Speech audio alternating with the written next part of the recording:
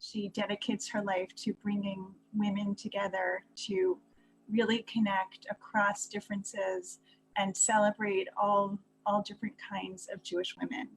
We have her and her family in our hearts tonight.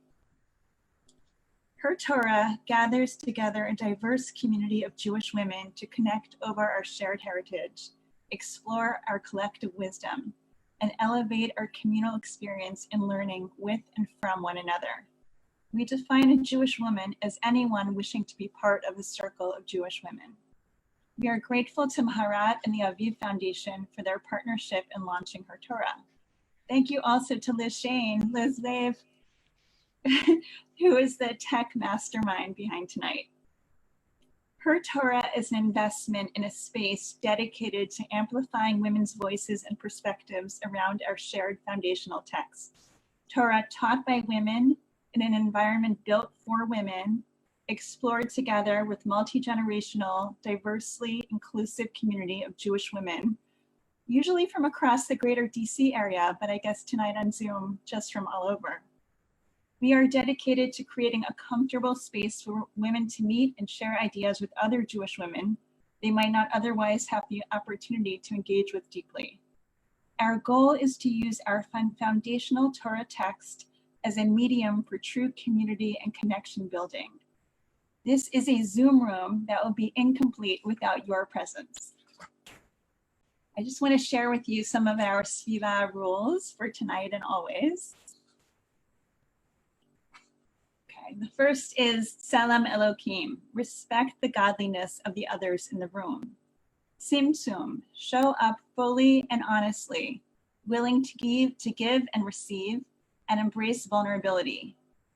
Kodesh Kodashim, honor the sanctity of this safe and secure space. What happens here stays here. And Tzibor, build community, discover connections, engage with someone you don't yet know. Okay.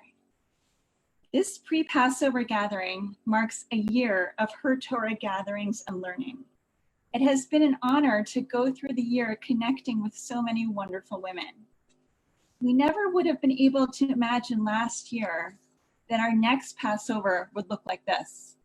Our world is in crisis. Personally, despite all the grief I feel about spending Passover without extended family, I am also grateful that this holiday is occurring now in the middle of the pandemic. It reminds me that redemption is possible and that you never know how and when things will turn around.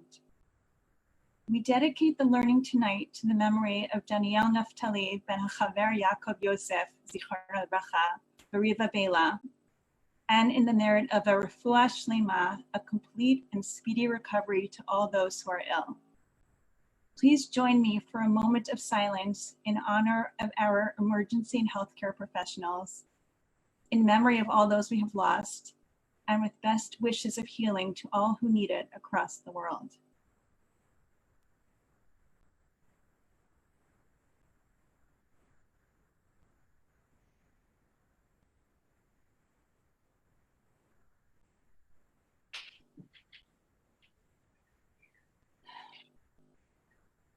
HerTorah is all about meeting and engaging in deep conversation with someone you might never have had a chance to talk with otherwise.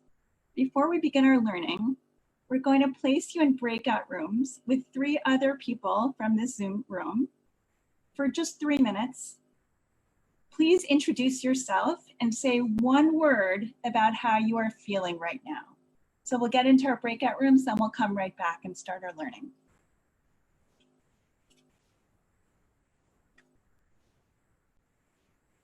Liz is going to place you in your breakout rooms.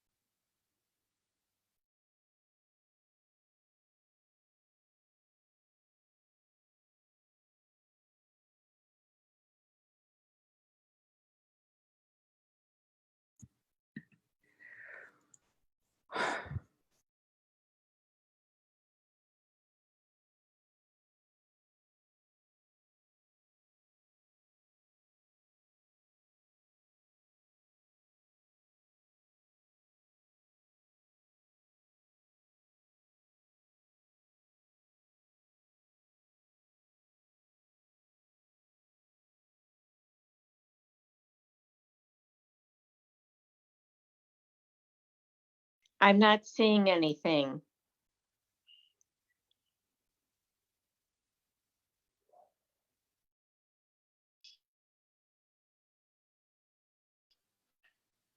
Hi, are we in the big group? We're now back. All right. I now have the great honor of introducing Sharon Freundel. Sharon has been a teacher, a beloved friend, and a mentor to me for almost 20 years. She is the managing director of the Jewish Education Innovation Challenge, and she taught and was the department chair for Bible and Rabbinics and the spiritual guidance counselor of the upper school at the Melvin J. Berman Hebrew Academy. Most recently, she was the director of Jewish life at the Milton Gottesman Jewish School of Nations Capital. Sharon teaches adult Jewish education classes throughout the greater Washington, D.C. area on topics such as Bible, Jewish philosophy, and contemporary halachic issues in multiple venues, and has lectured in Canada, Australia, Israel, and throughout the United States. Sharon's topic tonight is Finding God in the Haggadah. And for each of our teachers tonight, we ask them a question: how are you staying centered during these times? And Sharon answered that she is trying to stay centered by continually talking to her friend, God. Thank you, Sharon. Thank you, Elisa. In the next 8 minutes, my goal is to leave you with a message of hope as we all retreat into our own cocoons for Pesach, and specifically on the Seder nights that are coming up. God appears in the Haggadah in many obvious ways. It was God in the full divine self who took us from bondage to freedom. And as it's written in the Haggadah, Ani v'lo malach, ani v'lo saraf, ani v'lo hashaliach, ani Adonai, ani hu v'lo acher. I am not an angel. I am not a seraph. I am not a messenger. I am God. I am the one, and there is no other. But God also appears in the Haggadah in many subtle ways. To understand that, let's go over the structure of the Magid part of the Seder quickly. The Magid part of the Seder is the heart of retelling the Exodus story, which is one of the biblical commandments for Seder night. As it says, V'higadata levincha bayom hahu, and you will tell it to your children on that night. The entire section of Magid is based on a section in Devarim, in Deuteronomy, called Vidui Bikurim, literally the confessional on the first fruit, which is the statement that people who brought first fruits to the temple made as they were bringing their first fruits to the temple. And this is the series of verses that you see in Magid, and they're all there in the Haggadah with the exception of the last verse. Because the last verse in Vidui Bikurim expresses gratitude for God having brought us into the land of Israel. And Seder night is not about going into the land. It's about our being saved from bondage and developing our relationship with God.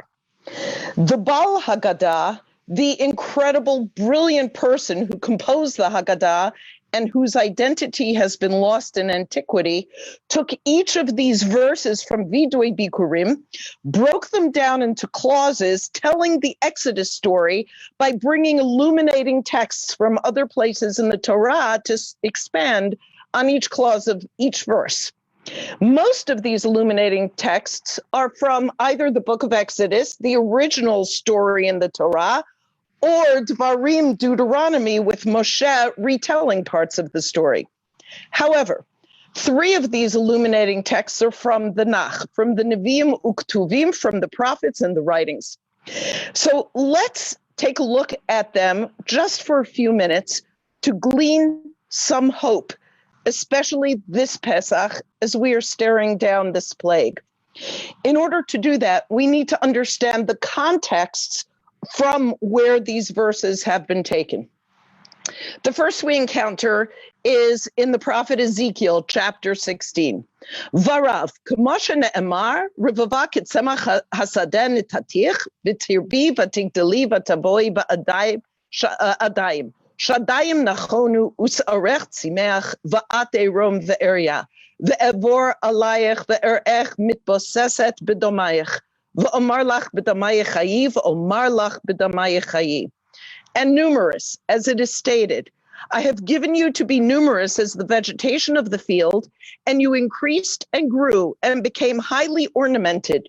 Your breasts were set, your hair grew, but you were naked and bare. And earlier, the narrator says, when I passed by you and saw you wallowing in your blood, I said to you, live in spite of your blood. Yes, I said to you, live in spite of your blood. The context of these lines is the following story. Someone, a metaphor for God, finds a foundling wallowing in its own blood, a metaphor for Israel, and nurtures her and rears her through puberty and into adulthood, at which point she abandons her nurturer. It is a call for Israel to return to God, our creator and our nurturer. The third illuminating sentence comes from the prophet Joel.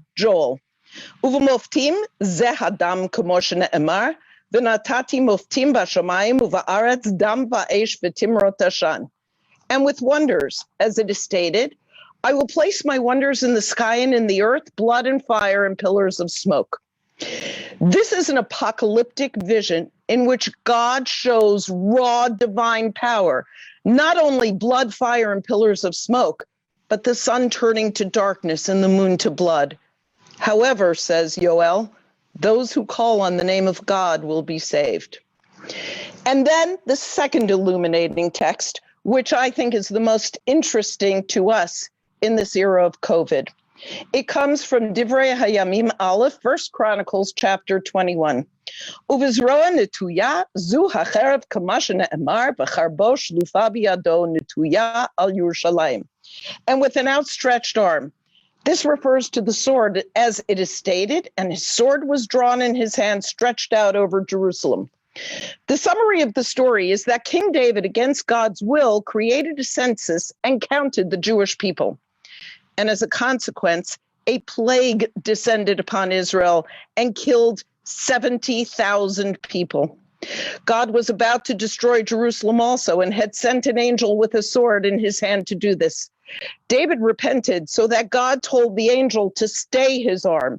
And the angel hovered over Jerusalem with the sword drawn, but did no harm to Jerusalem, nor further harm to the people, so that it transformed from an image of destruction into an image of salvation.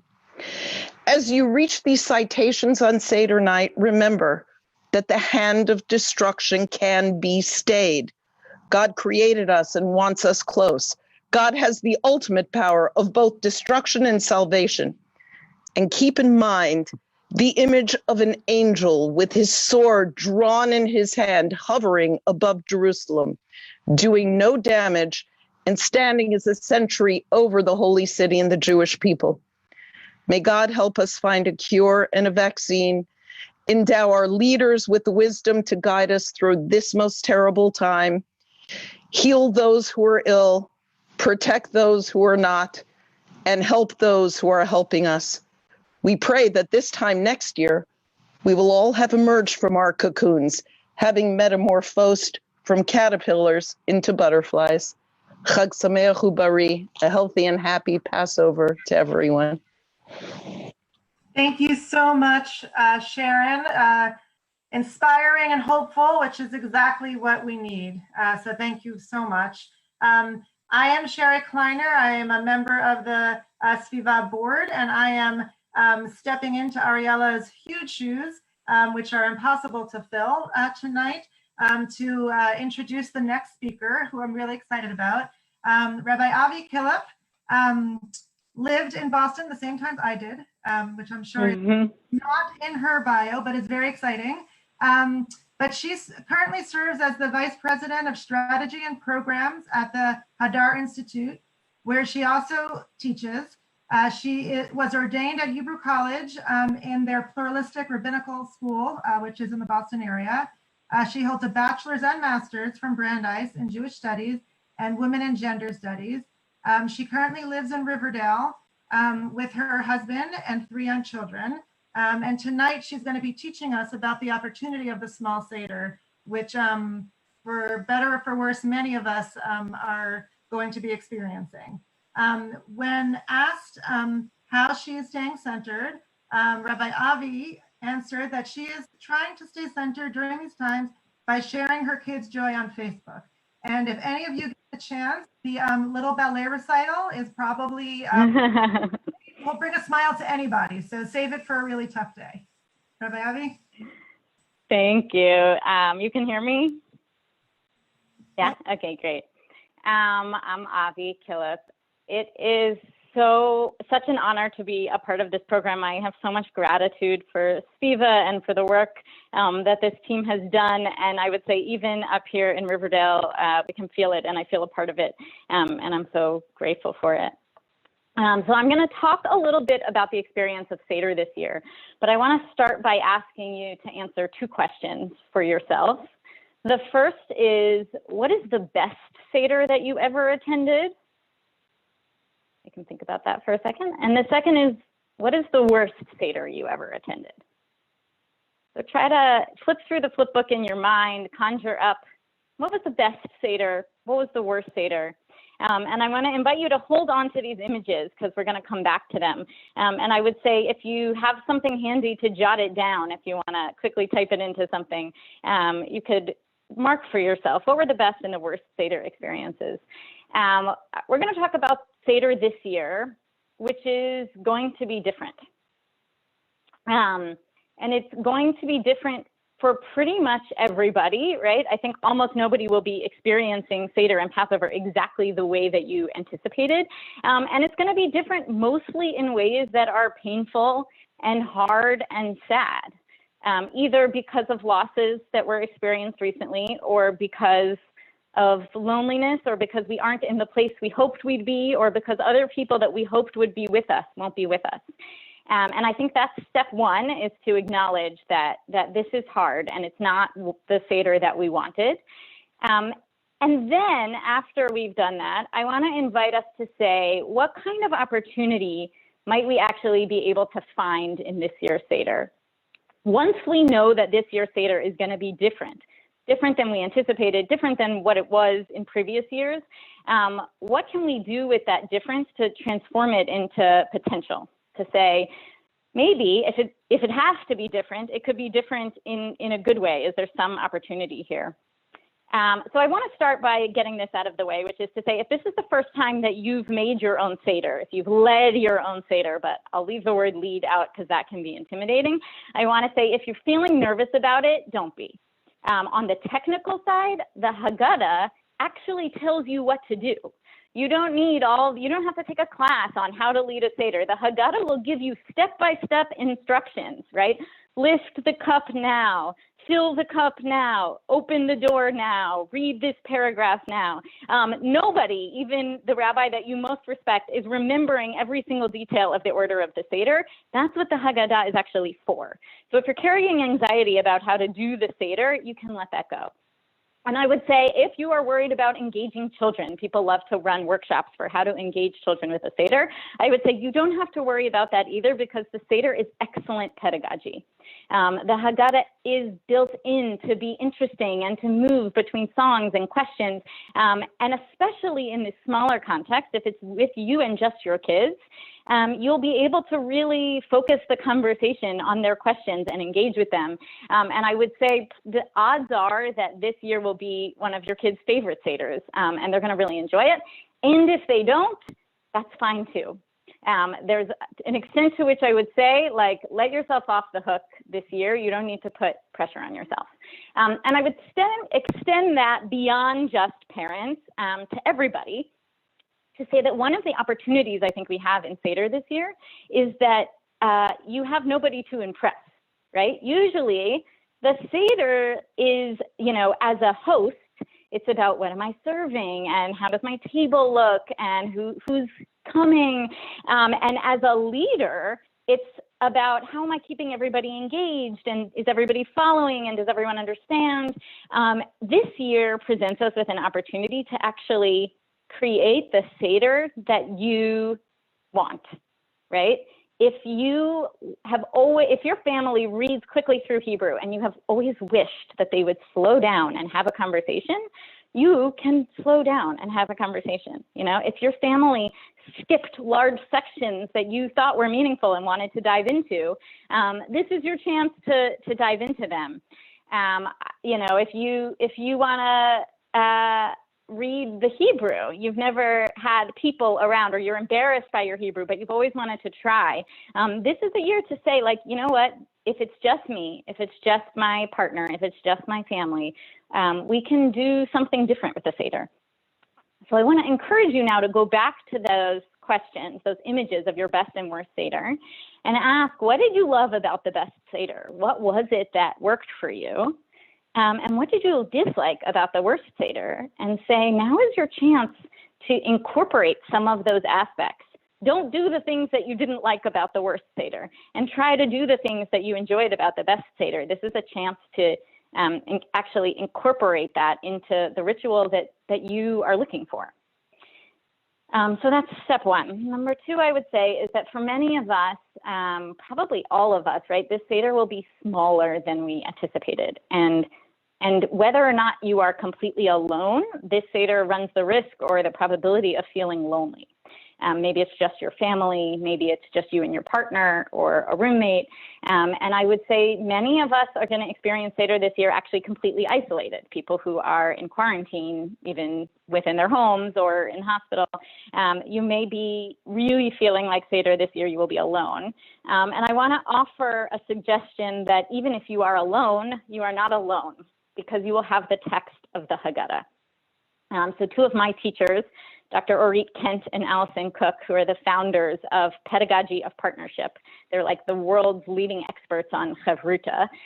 They teach that HerTorah, but really every learning opportunity, is a triangular experience where you have three participants. There's the person, and the text. And they teach us to really give the text the opportunity to be a full participant in the conversation, right? You don't talk over the text. You don't assume you understand what the text is saying. You have to give the text an opportunity to speak just as much as other people. And I would say that in a large Seder of 20 people or 100 people or, you know, even 12 people, whatever your larger Seder is, there can be a lot of noise. There's a lot of voices in the room, and the text of the Haggadah can drop out or turn down.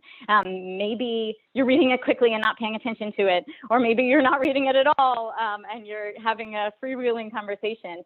And those are beautiful and awesome in those years.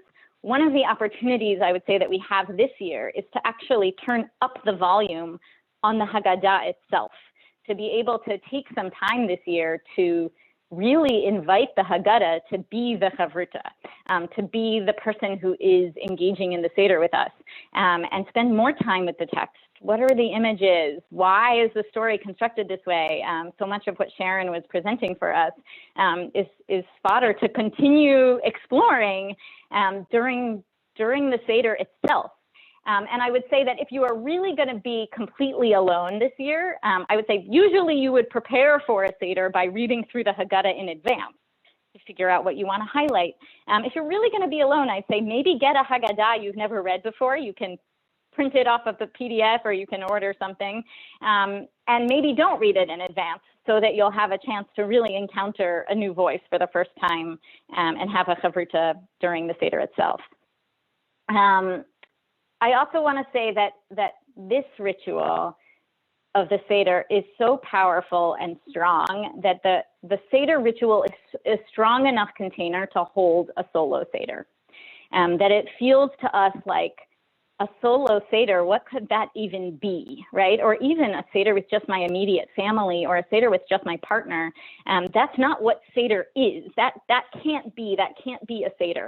And I want to offer that it can. And I'll read you this one line from the Rambam, from Maimonides, who's giving us instructions on the Seder. Rambam says, if one is alone, he should ask himself, why is this night different? In the section where Rambam is talking about the 4 questions, he comes up on this issue, right? How do you ask questions if you're the only one there?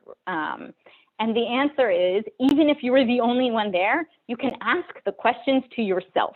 And I share this both because it's awesome to think about what does it mean to ask myself questions? You know, how much am I relying on other people to answer when really I could be exploring my own intuition and thoughts? But even more than that is the idea that you may never have conceived of a solo Seder, but Rambam did. Right? This is not outside the realm of what it might mean to run a Seder according to the Rambam. And I would say this global pandemic, this moment is really unique, right? Nobody has had Seder during a global pandemic before, but Jews have had Seder during some pretty hard times. And in having a Seder this year, in engaging in this ritual, we are linked with so many generations of Jews who used Seder as a way of engaging with their most difficult moments in life. So you're not alone in terms of the history either. There are Jews before us who have experienced Seders like these. Lastly, on the ritual, I'll say this could also be an opportunity. Again, this is in particular, if you're really going to be alone, to lean into the physical, sensual experience of a Seder, right? If you are able to get your hands on the food, the taste of the matzah, the bitterness of the maror, the sweetness of the charoset, to allow yourself to really focus on what are all those physical experiences, right? In a moment when so much of our freedom feels lost, the freedom in the Seder is actually symbolized by leaning, by lying down. You know, even a Seder in the hospital, you probably can lie down, right? You can lean. What does it mean to have that as an element of freedom that actually we can still hold on to? And I would say there are meditation teachers that lead things called like eating meditations, right? Which at its essence, boiled down, is to really slowly taste the food and pay attention to the texture and the sensation and to all the memories that are evoked by it, to really allow ourselves to let the ritual aspect, the physical ritual aspects of the Seder move us. You know, what does it feel like to feel the water pouring over our hands? Ritual also helps us figure out and track how our lives change, right? Rituals help us look at the intersection between the year cycle and the life cycle, right? Every year when you have Seder, you notice what's changed about your life from the previous year. That's why it's so hard when people have died and so exciting when people are born to say, you know, it's their first Seder or it's our first Seder without so-and-so. And this year is going to be an extreme version of that, right? The Seder is going to offer us a chance to really say, where were we last year and where are we now and how did we get here? And that's going to be really striking. And it's going to give us a chance to set hopes for next year, right? We end every Seder by saying, where do we hope we're going to have Seder next year, right? And this is our chance also in our Seders this year to actually set our sights a year from now. So much uncertainty. The breakout room I was in before, there was a lot of, oh, the word I'm feeling is uncertainty. There is something comforting actually about setting your sights a year out, right? We probably know what tomorrow looks like. And we can hope for a year from now. We're not really sure what a month from now looks like maybe. But to be able to say a year from now, this is what I'm hoping for. And to set that intention and share that with the other people at your Seder, whoever that is. This is my number one tip for Seder leading. And it's my number one tip for ritual leading in general, which is to take it seriously. I think that people get nervous when you are engaging in ritual because ritual can be so powerful, such a powerful container for our emotions and our energy that people get nervous. And it's tempting to skip something or make a joke or laugh or belittle a comment that someone makes or not take seriously a question from your child. And I want to give you all permission to take the Seder seriously this year and to let the people at your Seder use the text and the rituals as a way to process the trauma and the anxiety and the fear of the current moment. So ask, what does it feel like to be in a narrow place and cry out for redemption? What do our tears taste like? How do we learn to combine the bitterness and the sweetness of life? How can spring give us new hope? The Seder rituals offer us frameworks for uncertain, chaotic moments that we desperately need, and this year we should embrace them as fully as possible. So my blessing for all of us is that we are able to find some opportunity in this year's Seder to run some new experiment, to engage with the food, to find some meaning in this year's Seder, and that next year's Seder is very, very different from this year. Thanks. Thank you so much, Rabbi Avi. Before we go on to our next speaker, if you know that Ellen Epstein was here on our Zoom call before, I just want to extend our condolences to Ellen on the loss of her sister, and to really, I hope that you feel the love of all the people in this Zoom room, all wishing you the best. Our next speaker, our next teacher is Dr. Chana Meister. Chana is a licensed clinical psychologist based in Washington, D.C. She works at the Ross Center, a group private practice, and specializes in treating anxiety disorders in children, adolescents, and young adults. I think we could all use some help with anxiety now, so I'm really happy that Chana is here. Dr. Meister is trying to stay centered during these times by viewing the world through the lens of her 8-month-old, who is full of curiosity and wonder. Her topic tonight is the need to acknowledge our communal anxiety. Thank you so much. Hi, everybody. It's really wonderful to be here with all of you on this call. And like everyone mentioned before me, I'm feeling really grateful to be here. But I want to be really frank with everyone. I always thought of me entering into the Sviva space as a participant. And I didn't really envision my voice being a part of this pre-Pesach learning. However, everyone has mentioned that this Pesach is different than any other year and unlike any of the other Passover holidays we've known. So here I am in this space talking to all of you. If you're interested in engaging by way of a Zoom raise hand or writing in the chat feature, feel free to do so now. Otherwise, you can just think in your mind. But similar to what Avi was saying earlier, I just want everyone here to kind of give an acknowledgement. Has anyone here never made their own Passover before? Me? Has anyone never led a Seder before? Is anyone missing crucial members around their Seder table this year? These are huge shifts and changes, coming on the heels of other huge shifts and changes we've all been experiencing. Working from home or not being able to work at all. Multi-generational visits with family and friends now over FaceTime. Routine appointments and activities completely canceled or changed to different media. This is a lot for all of us to handle. And the craziest part is that the prescription to flatten the curve is basically a prescription to induce a depressive episode or a state of panic. Being holed up with a shelter-in-place order dictates one to self-isolate, to restrict all non-essential activity, to socially distance, to limit contact with the outside world. All of these actions can easily bring with it an onset of anxiety or depression. Hopefully, naming this consciously can make us more aware of how desperately we need to help ourselves and others during this time.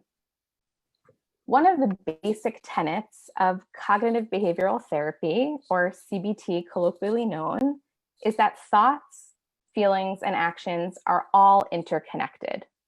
So if you picture a triangle, on each corner, one can be labeled thoughts, the other feelings, and the other actions, and each one of them all impact each other in a loop. I'm sure that you've heard so far, reading, listening, people recommending creating structure to your day, an action, a schedule of when to wake up, when to eat your meals, how to get dressed, when to breathe fresh air, when to move our bodies.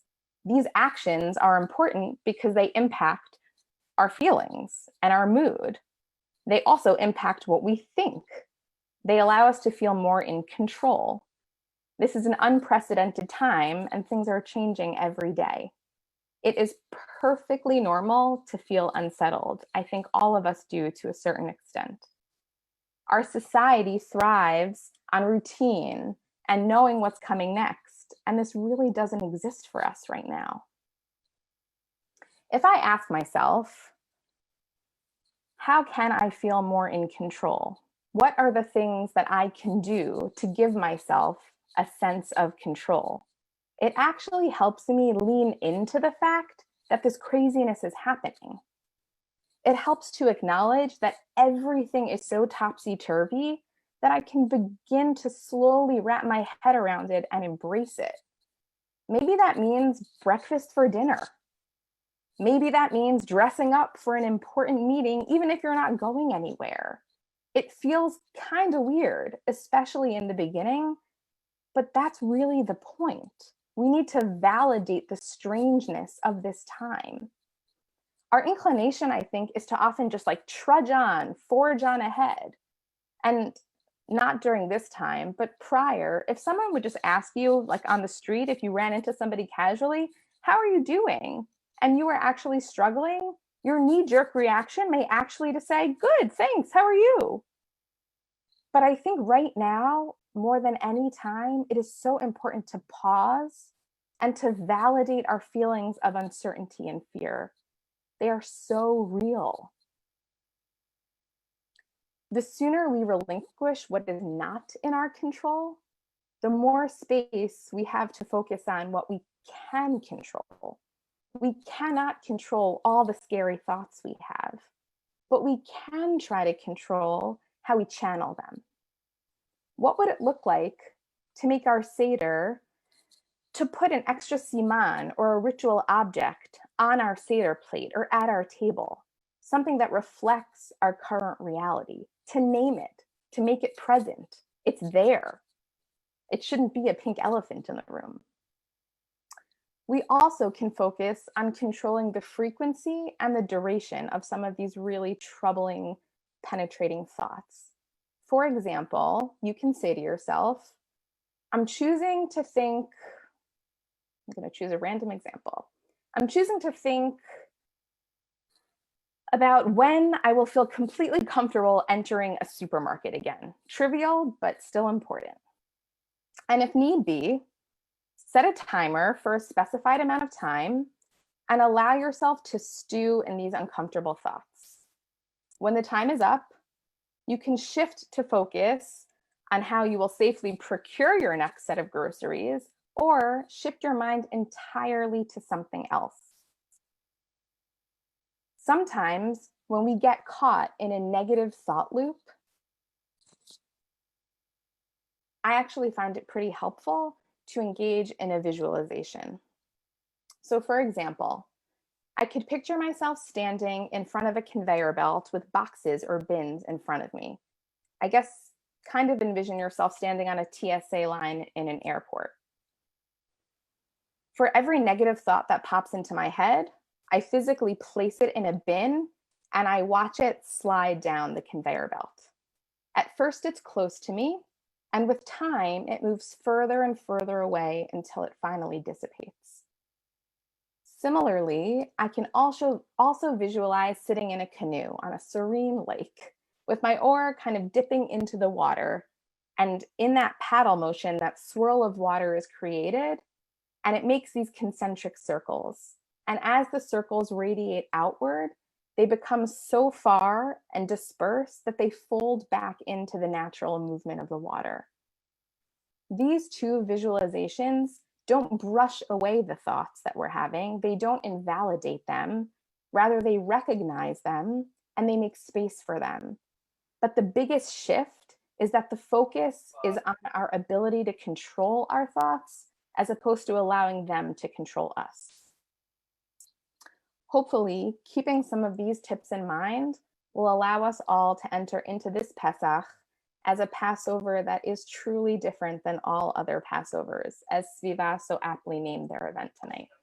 Chag Sameach to everybody. Chag Sameach, and thank you very much, Hannah, for your illuminating words. Your wise and calming words have really acknowledged and validated a lot of the difficulty and awkwardness that many of us are feeling right now. So thank you for sharing your wisdom. My name is Katie Schenk. In my real life, I'm an epidemiologist. And up until last week, or maybe the week before, that was always a conversation stopper. And suddenly it's interesting to other people. I have the very great honor to introduce our next speaker. I'd like to welcome Susan Baracus, who is a writer, chef, teacher, and speaker with a passion for healthy eating, Jewish food, and Sephardic cuisines and history. She is the founding director of the innovative Jewish Food Experience. She has served as the guest chef for President Obama's White House seders, and she writes everywhere. She has an amazing Instagram account, and she brings so much diversity to the world of Jewish cooking. She speaks and teaches constantly, and we're very lucky to have her here with us tonight. She's working on her first cookbook, and as a gift, if you've registered, you get a copy of her Sephardic Simanim, Blessings and Recipes for Rosh Hashanah. Really? Susan will teach tonight about connective traditions.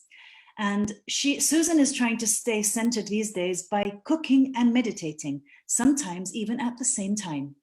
Thank you very much, Susan. Oh, it's my pleasure. Really lovely to be here. Can everyone hear me okay? Just okay. So you are all now in my small kitchen, which I could never have you all in as a whole group for real. So this is kind of finding a blessing inside of what's going on. I am very, very grateful and very happy to be part of this. I love Sviva gatherings. I am so excited to learn from everyone here tonight. And to talk about Passover, I'm really going to talk a lot about food, obviously, and how it relates to Passover. I mean, Passover is a food holiday. The Seder is celebrated at the table. That, we eat, all the food has lots of symbolism, and Passover is a lot about what we eat and what we don't eat. This year, as everyone has said, it's a Passover like no other. And not only can we not share with other people in the same room as us, unless they're sequestered with us, but we can't actually taste each other's food. We can't taste what everybody might bring to a Seder. And I think that, as has been brought up, many of us might feel bereft because of these differences. We're uncertain how to have a good holiday or how to even make Passover when it comes to food when you're isolated and alone, or maybe you can't get the ingredients you think you need. So first of all, you're not alone, and I want to talk about how through food you can get rid of some of the feelings of loneliness, some things you can do. Also, we're here to talk about how you can still use food as a source for meaning and joy. And you can use food to help connect to the comfort of your traditions and to each other. So, first of all, I want to give everyone, as I believe Rabbi Avi and some others may have said already, you want to do the best you can with what you have. And I think this is really key this year. So many people go very crazy about Passover, doing everything. This is the year to take a breath. It's a perfect year to eat fresh and healthy. You're not probably going to the grocery store for all of that processed packaged food anyway. So instead of the fake cereal with no nutritional value for breakfast, have a hard-boiled egg and some matzah with leftover haroset on it. That's my personal favorite. Make your kids matzah pizza for breakfast, or just have some leftover soup, which is a wonderful breakfast. I also would always say go Sephardic, eat kidney oat. They're very healthy, and also obviously reform and conservative movements have now accepted this. But I think that given everything that's going on this year, there are many places in Talmud and Torah, there are places where you can find that say there's permission to do things that you need to do in an emergency. So if that means that you're going to eat something that you may not ordinarily eat during Passover, forgive yourself. It's okay. We're doing a lot of foraging in our home pantries and kitchens. One of the things you can do this year, because we have this opportunity of either, many of us have somebody else with us. I don't, but many people do, especially children. What a great year to get them involved in planning and prepping and cooking. I mean, you have their schedules that you're running. So you can actually get them very involved. Use the kitchen as a place to do math or science with them, or to do artwork and how the food gets presented. It's really fun. Also, what I've been doing is getting onto Zoom or Facebook or Skype and talking with other people about the planning, even cooking with other people. Like, just have your computer open in the kitchen and cook together. And it's just a wonderful way to create connection again. Along with all of this need to connect, many of us want comfort food. So, okay, if you can fix some of those recipes that are traditionally going to offer you the comfort of what you know about Passover, that is fabulous. I would offer that this is also a great year to embrace new and different food. To look at the food you have, go online. There's so much resources for recipes online. Try new recipes, try food from different Jewish traditions, and also create new recipes, again, on your own, with someone virtually, with whoever's with you in your residence.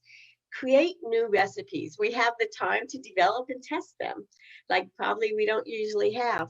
Share recipes with people, email calls, Skypes. If you're doing Seder with people virtually that you've planned, perhaps you could share a recipe or 2 or 3 with them before the Seder, so that everyone at the table is eating something or some things in common at your virtual table. And so that's another way to create this wholeness, this feeling of wholeness and togetherness. Whatever you're doing in a group or alone, it's really helps us through this kind of a time if you cook and you eat mindfully. As was talked about, this is something that really, really can help us to get through. And also this idea of using food and celebrating Passover as fun and engaging. So here's some specific ideas with that. Have a matzah ball roll-off. Give everybody some matzah ball batter and let them spice it and season it and do whatever they want to it before they make the matzah balls. HerTorah. HerTorah is such a wonderful place to experiment. So there's so many new ones to try. This is, I'll show you what I just tonight. This is a Turkish HerTorah. Could not be easier. It's literally an orange, well washed, ends cut off, and then the entire thing, peel and all, goes into my food processor with about 10 or 12 dates and a cup of raisins. That's it. And you blend it. You can put a pinch of cinnamon if you want, because of the symbolism of HerTorah, of cinnamon in HerTorah, but that's it.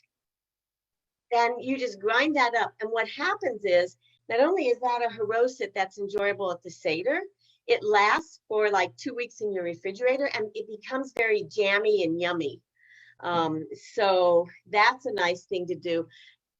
Try creating a HerTorah tasting or a HerTorah bar with everyone in your house. Just gather all kinds of whatever you can find, fresh fruit, dried fruit, nuts, seeds, and then people can choose what they want to put in their mixture. That, and also spices, cinnamon, allspice, cardamom, these can all go into wonderful HerTorah. you might think about writing like a family song or a crazy poem, especially related to food this year, that you can do at the Passover Seder. I want to talk also about the Seder plate. There's food symbolism as good as it ever gets. The important thing is this idea of remaining flexible and adaptable. For instance, you don't have any horseradish for maror. So really, lemons, hot peppers, or many Sephardim use escarole and endive anyway. So there's some other options for you. You could do jalapenos, will work also. Harpaz, bitter herbs, maybe no parsley. So the Sephardim, many use romaine lettuce, celery leaves, and you can use anything that grows from the ground. You can use raw potato, you can use artichoke, any of these things that have a little bit of a bitterness when you eat them raw. No matzah. I've heard people talking about no matzah. So there's a lot of recipes online. You can make some. It's so easy to make matzah. The hard part is the 18 minutes. And my feeling each of us has to make that decision for ourselves. My feeling is the intention is 18 minutes. If I miss it by a minute, it's okay for me. Now, it may not be for you, but I think that it offers us the possibility of having that food with good intention. And the other thing I would say is that the commandment is to taste and bless the matzah. It is not to eat at every meal 24/7 throughout the holidays. So feel free to not have, the box of 5 or the 5 pounds at the ready. As Dr. Hannah was just saying, coming up with something new for the Seder, think of new things to put on the Seder plate. The olive was added to many Seder plates as symbolism for peace. The orange as a symbolism that everyone in Judaism has a place. So why can't you add items that have meaning for you? I have a tradition at my Seders when they're usually around 25 to 30 people, that people will bring an object with them that's symbolic of a journey they've made in the past year, and we create our own Seder plate. And that's also how people get to know each other at the Seder, because most of them don't know each other when they come to my house, unless they've been to Seders in past years. And you can do that.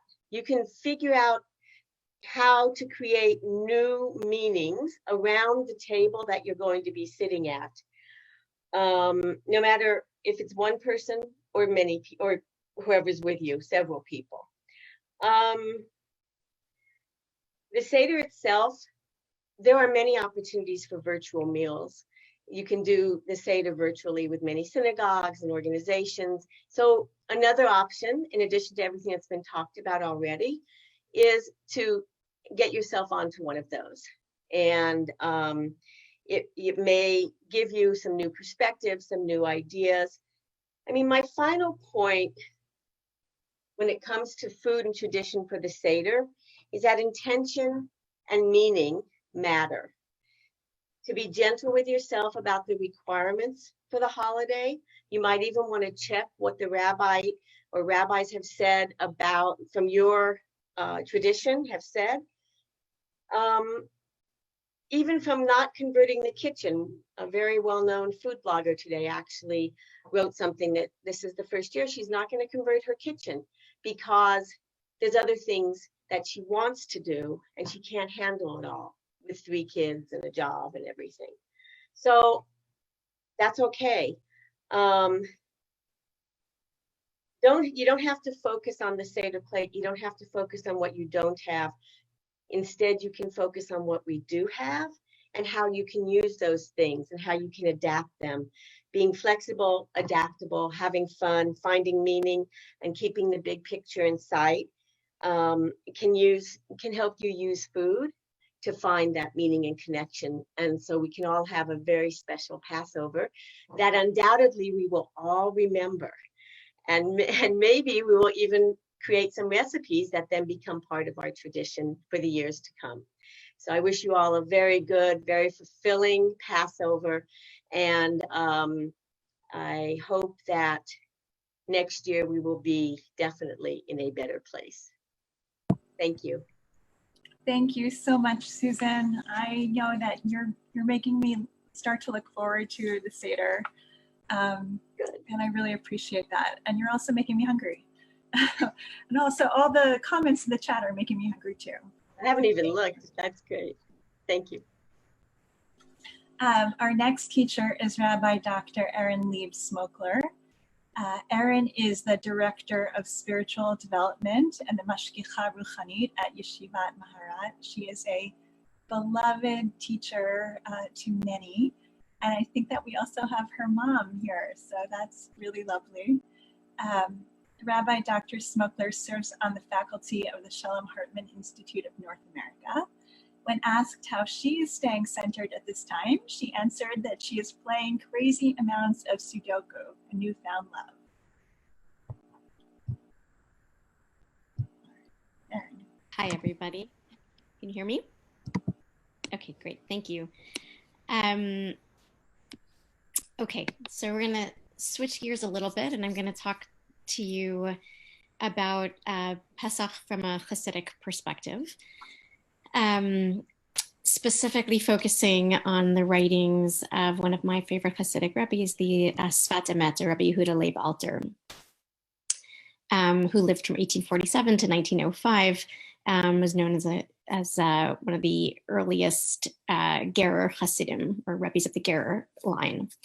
In any case, our question, of course, for the hour is what can we say about Pesach during this time of plague, and how might we celebrate liberation when we're actually feeling quite enslaved or oppressed or fearful, or perhaps in Mitzrayim, not on the other side. And so to do that, I just want to focus on one part of the Haggadah, the Magid section, which reads as follows: Baruch Shomer Haftakto L'Yisrael Baruch Hu. Blessed is God who fulfills God's promises to Israel.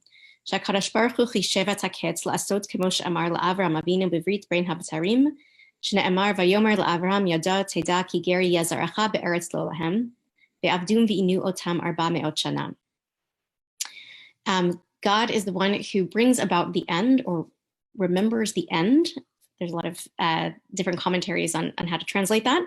But in any case, like, God actually presaged the enslavement in Egypt through the Brit Bein HaBetarim, through the covenant of the pieces with Abraham, when he told Abraham, right, long before the enslavement in Egypt, that Abraham should know that his descendants would in fact be enslaved for 400 years in Egypt, and that afterwards, and afterwards,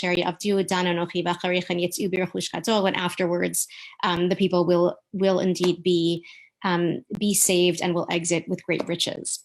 And another line that also comes with beautiful songs for many families: Ela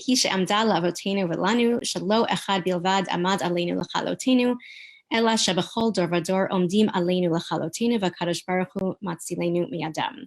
I know this has become a little bit of an anthem in some communities at this moment. In any case, right? V'hi she'amda lavotenu v'lanu, and this is what has stood the test of time for us and our ancestors. Shelo echad bilvad amad aleinu lechalotenu, that not only one group really has stood against us to harm us or to bring about our end, Ela shebechol dor vador, but in every generation, somebody tries to get us. But God, matzilenu miyadam, but God actually saves us from their hands. This is, of course, imagining a human enemy and not the invisible enemy that we are now facing. But nonetheless, the feeling that threat itself is part of a generational experience is named here. So the Gerer Rebbe, as I mentioned, the Sfas Emes, comments in 1872 about these words, Baruch Shomer Haftachto, Shakadosh Baruch Hu Chishev Haketz. He says, Shagalut haya kedei lihiyot hachana lechol hastarot umetzarim sheyesh lechol ish Yisrael. Says that the galut, that the exile in Egypt, was actually preparation for all of the kol hastarot umetzarim, all of the hidden places and all of the narrow places, sheyesh lechol ish Yisrael, that happen or will happen to every, it says ish Yisrael, but I'd like to imagine isha too, that will happen to every Israelite, or really to every person. That the Mitzrayim experience was itself a kind of microcosm or a paradigmatic experience for what would happen in the future for all people. that we would experience some kind of constriction, some kind of oppression, that it will become a repeated part of the cycle of a human life. And in the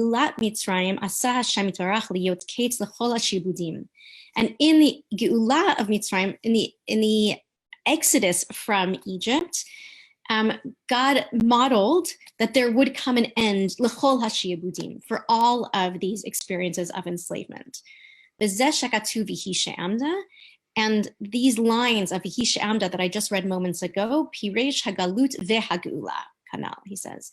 Vihi she'amda, he points out, is a promise not only for salvation, but also specifically for the oppression that precedes it, for the galut, or the exile that precedes it. And while that might not sound like the most comforting message, I think it's important for this particular year that we remember that the promise of Vihi she'amda is not simply a promise that we will leave our Meitzarim, that we will leave our narrow places, but a reminder, actually, that we will find ourselves in those spaces, that too is part of our story, that Vihi she'amda, the promise of God, as challenging as it is for the Jewish people and our collective narrative, but also for the individual human being, is to know that we live cyclical lives, is to know that it has always been part of the game, that we will live both with highs and lows.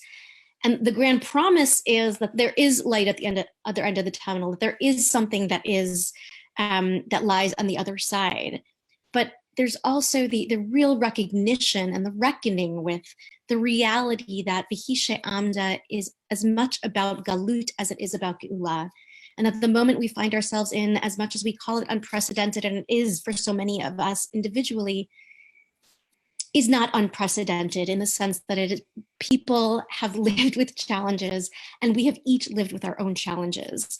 And the hope is that we might understand the ways in which galut and geulah are actually inextricably intertwined, and that the experience of the low comes with a promise of the high. And how might that help us sit with the place we find ourselves this year? I want to share one other insight from the Sfat Emet that is related very much to this linkage of galut and geulah, or of pain and redemption, shall we say. And that is the focus on one character who also makes an appearance at our seders, and that is the character of Rabbi Akiva. So in the Haggadah, we are told a story about a bunch of rabbis. Ma'aseh Rabbi Eliezer, Rabbi Yoshua, Rabbi Elazar ben Azariah, Rabbi Akiva, key figure of Rabbi Tarfon. So this band of brothers, this grouping of rabbis sat around, Shayu Misubim b'Bnei Brak, they sat around Bnei Brak, v'hayu misaprim b'yetziat Mitzrayim kol oto halayla. And they would talk about the story of the Exodus from Egypt the whole night. Ad sheba'u talmidehem ve'amru lahem rabotenu higia zman kri'at shema shel shacharit. Until their students came and told them, party's over, it's time to daven. Right? The morning has come, Seder is over, it's time to move along. And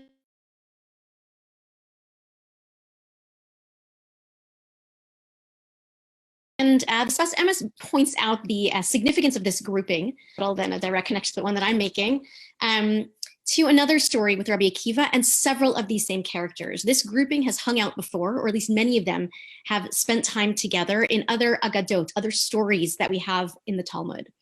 And a very famous one involves, again, Rabbi Akiva and Rabbi Yeshua and Rabbi Akiva, that features in the Haggadah, and also features, thumbs up, can you still hear me? Yes, okay. And also features in Masechet Makot. And I pointed out that this grouping of rabbis is found in both places with some additions and subtractions. But the story in Makot is famously about Rabbi Akiva with his fellow rabbis approaching the ruins of the destruction of Jerusalem and laughing. The other rabbis turn to him and say, why are you laughing? They're crying when they see the site of destruction. And Rabbi Akiva says, I'm laughing because in this destruction, I see the fulfillment of prophecy, because there is a prophecy of destruction And that destruction is itself comes in tandem with a promise for redemption. And when I see the destruction, I recognize that if this has come true, then I know that the promise of what lies on the other side will also come true. And so I'm laughing, I'm smiling, I'm celebrating this moment of destruction, not because it feels nice or not because it's a happy moment, but because in it lies the seed of what is to come. And I just really wanted to highlight this because I think that in bringing this grouping of rabbis together on Seder night, perhaps there's a subtle invitation, right, to invite Rabbi Akiva to our Seders as well as his friends.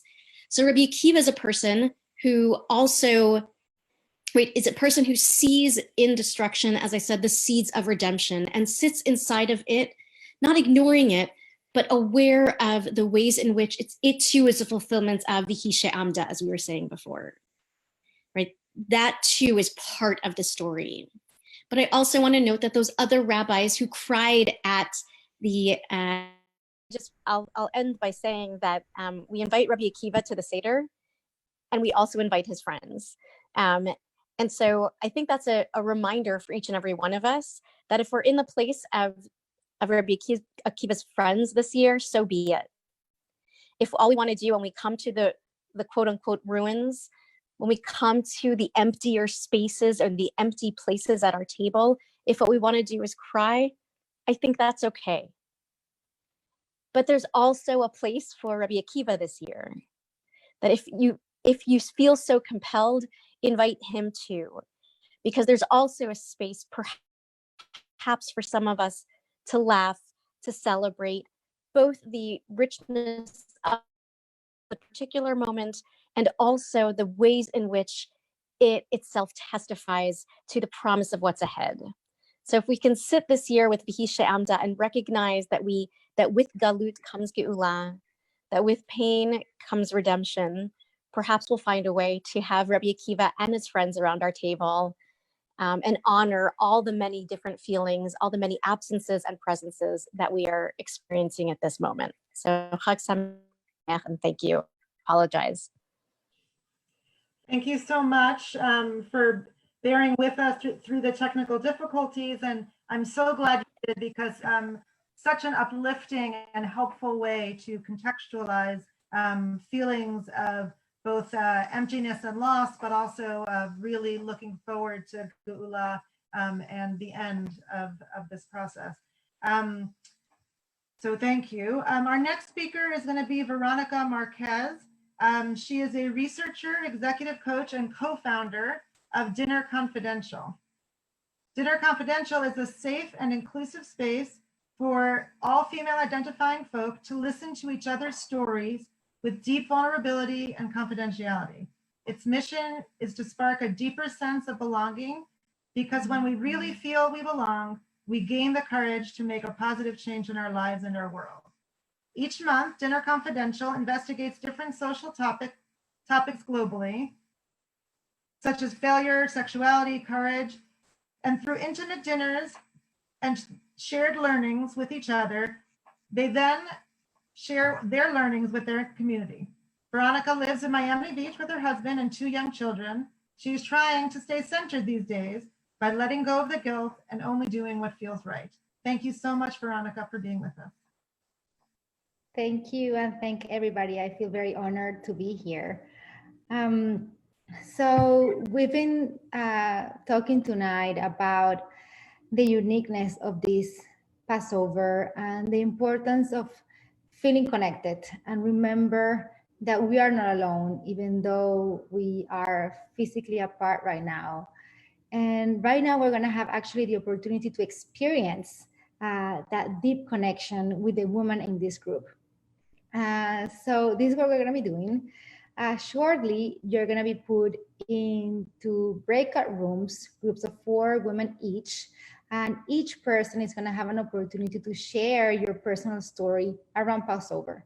We're going to be posting the specific questions on the chat. Please read all the instructions. And we invite you to please just turn on your cameras so you can be present with one another, so you can really look into each other's eyes, at least virtually. And please try to leave everything on the side for a moment. This is really a gift that we can give one another to listen to each other's stories, to be really present, and to connect in a very intimate ways. I feel more than ever we need to feel that connection. More than ever we need to see each other eye to eye and to listen to each other's stories. So this is an invitation for you to really speak from your heart, be honest, be vulnerable, and listen to each other with your full presence. This is how we are able to build deeper community, to build deeper trust. So there are only 2 rules for this short gathering tonight. And the first one is confidentiality. All the stories that you're going to be hearing tonight, please, they must remain confidential. And the second one is active listening. So each woman is going to have an opportunity shortly to share their story. You're each going to have 3 minutes just to share a story. And the only responsibility for the other people listening is just to listen. There's no need to give advice. There's no need to offer a recommendation or to fix anything. It's just to simply hold the space and listen to one another with presence and kindness and care. So you'll have 3 minutes each. And don't worry about the time. We're going to be letting you know in the breakout rooms when the time has passed. And then you can just go around that circle and each of you will have an opportunity to share your stories. So we'll add all the instructions in the chat box and off you go. Thank you. And we hope you enjoy it.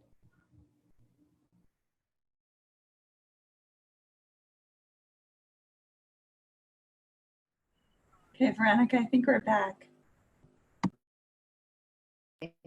Great. Well, thank you, everybody, so much. I hope you were all able to feel connected and to feel the spirit of community and the gift that happens when we're able to truly listen to one another from our hearts. And the invitation is for you to take this home and to practice this with your families, with your friends, especially during this special time. You can think about some interesting, provocative, meaningful questions that you would like to explore with them and give each other the gift of really listening. So you can be practicing active listening with other people in your life, setting times and asking everybody to share from their hearts.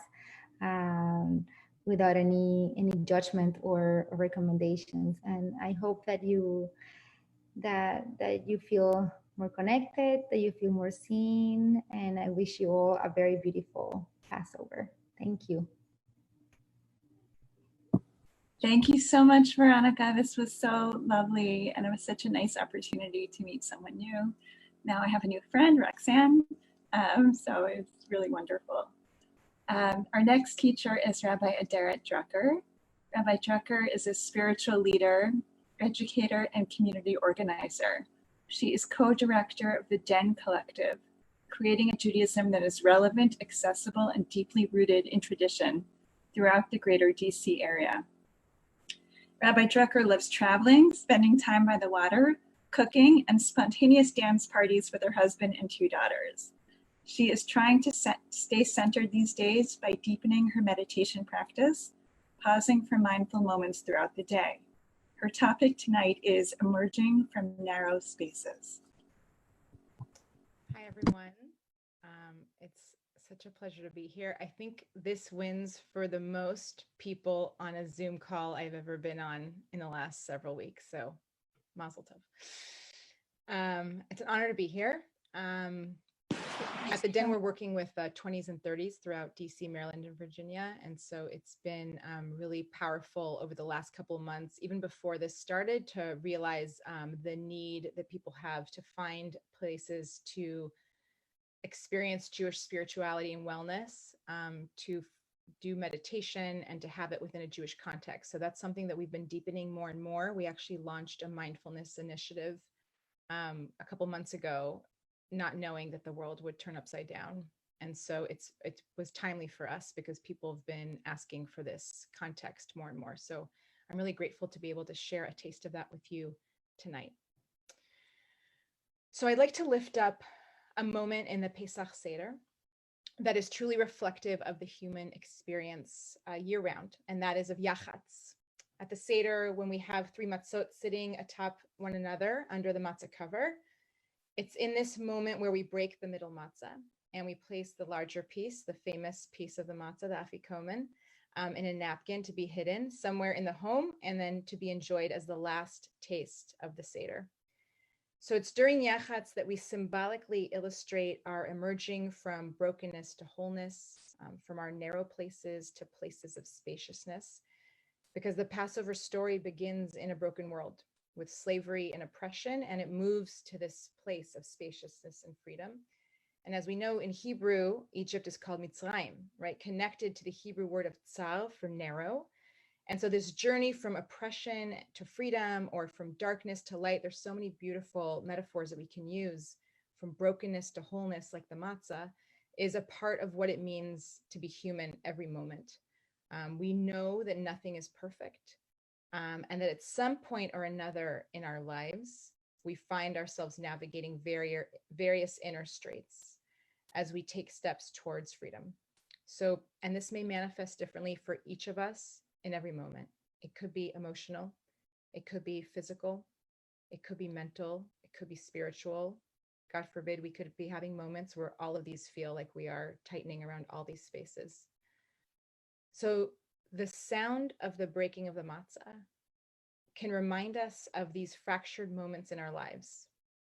And that later in the Seder, when we find that broken half, the afikomen, we're also reminded that there is light at the end of the tunnel. I heard a teacher, I think several teachers ago, we might be hearing this theme a lot, the light at the end of the tunnel. And I feel like that the afikomen is that moment of hope, and even in a dark time, to remember that there is something we're working towards of wholeness, that no matter who we are and where we live, especially I think during this time of a pandemic, we might feel this even deeper, that there is wholeness and freedom and safety and healing and light that we are working toward every day. And so in the Haggadah, we say, B'chol dor v'dor chayav adam lirot et atzmo ki'ilu hu yatsa miMitzrayim, right? In every generation, each of us is obligated to see ourselves as if we actually left Egypt, right? And so essentially for me, when I hear that, we are commanded to be changed as a result of the Passover Seder experience.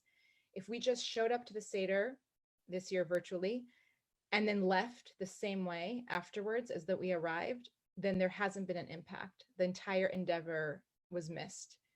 We need to move through the Seder in a way that we really open ourselves up to this perspective of putting ourselves in that story, both really thinking about slavery as we think about for our ancestors, but also thinking about the Mitzrayim in our lives. What are the places that we're feeling enslaved? So as we move into our meditation soon, I want to invite us to start to think about the ways that we can move through this year's Seder, especially in light of the unprecedented times in which we're living. You know, when I was preparing for tonight, prior to COVID-19, much of this would have stayed the same, because the truth is, of the human condition, we live with uncertainty, and we know pain and suffering and loss. That's part of the human experience. I think what's special of this moment is the intensity of it all, and that the uncertainty, it's almost like the thing that's certain right now is just how much uncertainty we have in front of us. And so the message to me is the same, but I think it's even more profound, that especially in light of these unprecedented times that we are now experiencing, what does it look like for us to move through this year's Seder with new eyes, in a way that allows us to take our experience beyond the Passover table and out into our lives, into the rest of the world, to truly see our life and the world around us with a renewed perspective. So I'm going to invite you, to whatever extent you're comfortable, as we focus on this meditation, which is geared towards uncovering our own personal Mitzrayim and moving to that light, moving from this idea of what might be narrow or a tight place in our life right now that we want to work on as we move towards freedom, to Chirut. So if you're comfortable, I'm going to invite you to get seated in such a way that you feel like your bottom is supported, and if you're sitting on a chair or on a couch, that you can feel the earth beneath your feet, If you're sitting on the ground, then just make sure that you're comfortable. You want to have maybe roll your shoulders back, and you want to have your head almost feel as if it's being pulled up by a string, just that you're feeling open. And if you're comfortable closing your eyes, I invite you to do that. And if you're someone who doesn't like to close their eyes, then maybe just to look downward, especially while we have the screens in front of us. If you want to move your computer aside because you just don't want to see people, while you're doing whatever you need right now to do. But I invite us to get into a position that's comfortable, maybe close the door if there are family members on the other side, and silence your cell phones, and just really allow yourself to give yourself the gift of this moment. So I'm going to ask us to take a moment and take a deep breath and continue to inhale and exhale on your own. I'm going to give you some guidelines to help us get centered. Just take a deep breath, and on this next breath, just count slowly how many paces it takes to fill your lungs completely, right? So you might be counting 1, 2, 3, whatever it is. Hold at the top, and then slowly exhale, and try to exhale to the same number. So if it's 4 on the inhale, then slowly exhale so you let all the air out by 4. So let's try that on our own. To inhale, to hold it briefly, and to exhale. And just take your own time, trying with eyes closed so you can really focus on your breath. And the breath is seen as the anchor. It's going to be very natural for your mind to wander. You might be thinking about something you need to do after this visit on Zoom, or thinking about Passover cleaning, or whatever is coming up for you. But I really invite you to really lovingly and gently, if that happens, the words I like to use that my teacher taught me is, and now, right? Like bring yourself, and I'm here now. And allow the breath to be your anchor, to be the place where you feel that you can rest right now. And as you breathe at your own pace, on your next inhalation, I invite you to identify something, just one thing in your life at this moment that feels for you tight, restrictive, that you feel like you are within a mitzrayim, a narrow place. Perhaps you're associating it with some kind of brokenness or loss. And it may be something very clear and prominent, like the minute I said that, something came up for you in your mind. Or perhaps you're not feeling it right now, but it's something that you've been ruminating about, that you've been thinking about over the last couple of days and weeks. One thing that comes up for you. And if there are a couple things coming up, try and choose one that really speaks to you. And be aware as you're thinking about this, just to continue to breathe, make sure you're not clenching your jaw, just allowing your body to go through this meditation, but to also try and bring whatever this meitzar, this narrowing place in your life that you want to focus on, up to your presence. Maybe it's tied directly to the moment that we're navigating with this pandemic, or maybe it's something completely separate. There's nothing wrong or right. The power of this moment right now is to allow each breath to ground you, to center you. And on every exhale, to allow whatever is coming up for you to be there and focus and to embrace it. So I'm going to pause and allow you to breathe and really hone in on what is that one thing that you want to focus on this evening, of a place that's feeling restrictive to you in your life.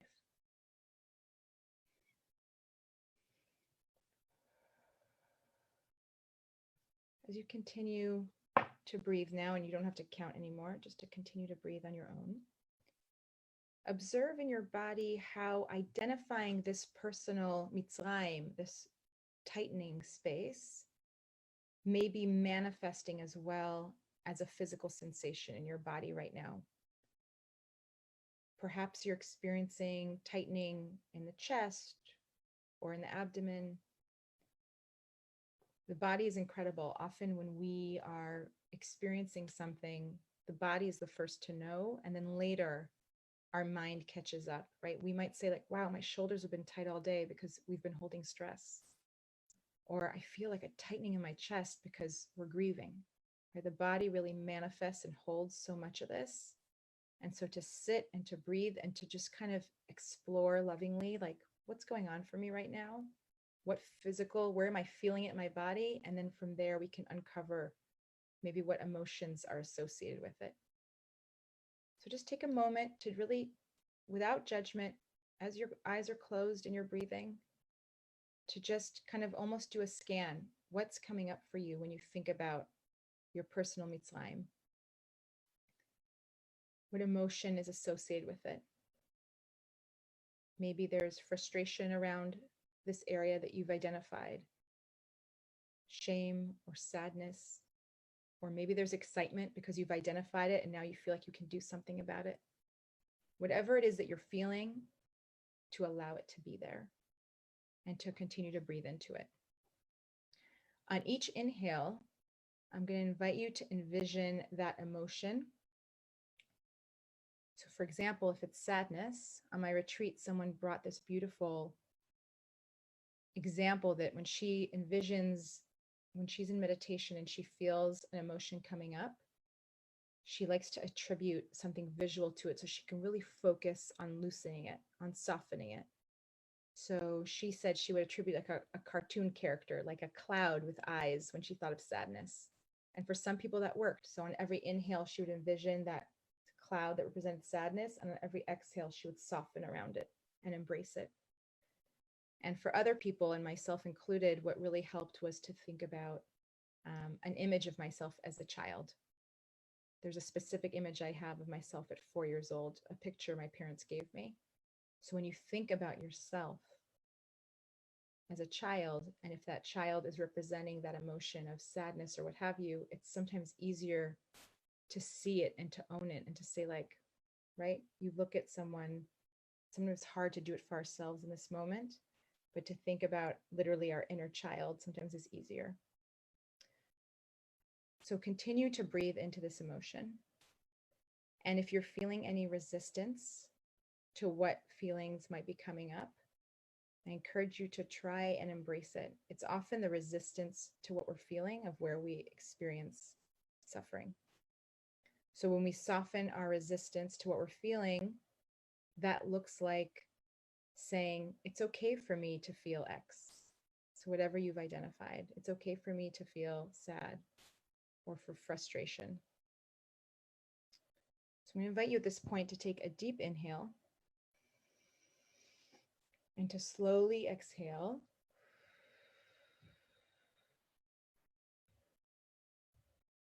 And as you continue to breathe intentionally, I invite you to reflect on this concept that you identified earlier of mitzrayim, of a place of narrowness that feels prominent for you right now.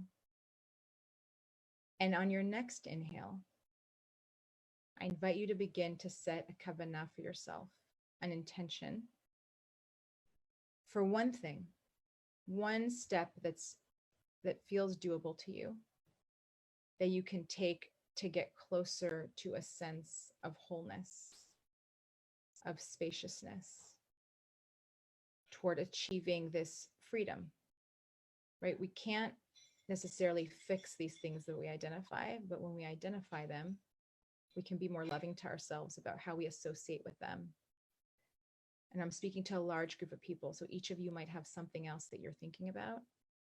So as much as you can translate that to your situation, perhaps the thing you identified is related to a personal relationship or something going on professionally, or to this new reality of this social distancing and dealing with this pandemic. Or maybe it's simply about the way that you feel like you are or are not practicing self-care right now, for taking time for yourself. Whatever it may be, set one step of that intention. And on your next exhale, really try and solidify that intention for yourself. Maybe it's going to be that I'm going to take 5 minutes for myself. Maybe it's going to be that I'm going to reach out to this loved one who, right, I'm missing, or who we fought and I want to mend that relationship. Whatever it is, to allow yourself to take one step towards that freedom. And this is something that I invite us to think about solidifying, both the identification of what the Meitzar is and also what the freedom looks like. That in the moment of Yachatz at the Passover Seder, during the breaking of the middle matzah, that you'll bring this moment into, depending on where you are and who you're with, maybe you'll share it, or this could be your own personal kavanah, that you, at the moment of the breaking of the matzah, you can bring this intention with you and take it into the coming year. And what's nice about the timing of this gathering is you have a week to think about this further, to clarify for yourself what this mitzrayim, this personal narrowness looks like for you in this moment, and what step that you can take that feels actionable, that feels tangible towards tasting the afikomen and the sweetness of wholeness and freedom. So I'm going to invite you to take 2 cycles of a deep inhale and exhale.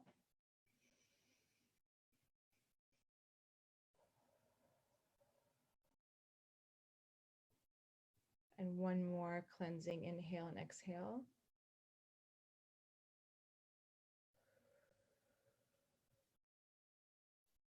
And slowly open your eyes as we wrap up. I want to invite each of us at this moment to think of a word or a phrase briefly that encapsulates, or the theme maybe that comes up from the kavanah that you set for yourself, the intention that you started to identify, that you are taking into the coming year. And what does it look like as you are getting closer to that spaciousness, to that light, to that sense of freedom? If you can name it, there's something about accountability, there's something about putting it out in the universe. I'm going to invite you at this time actually in the chat window so we can see. If you scroll down to everyone, if you can name one word, a few words that kind of encapsulates the tam, the taste of the kavanah that you're setting for yourself for this year that's connected to your Meitzar. So you don't have to name the narrowness, but we're naming the intention of what's that one step you're going to take. And I'm going to just sit in silence for a few moments and let everyone who's comfortable do that. We can do it like so. I'll model for us.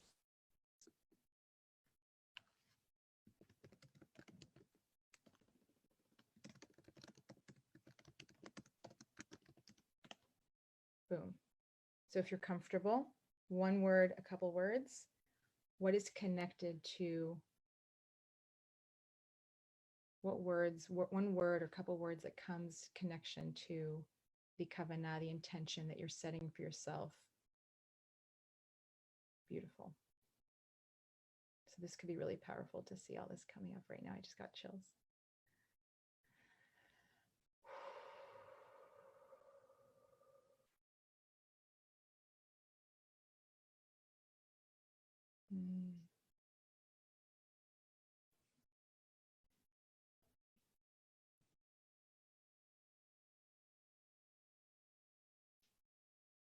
Elise and Ariel, I hope we can copy this somehow and save it.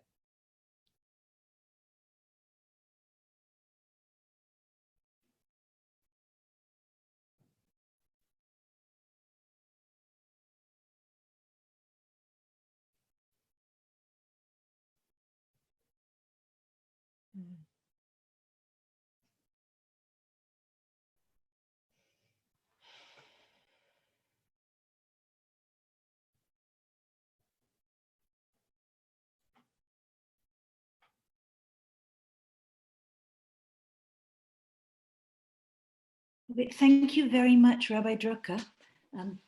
I really appreciate you taking the time to open up this moment of calm for us in our community. And I really also want to extend my thanks to our organizers, Ariella and Eliza, for really creating a space in which all of us can experience your wonderful teachings and create a moment of calm for ourselves.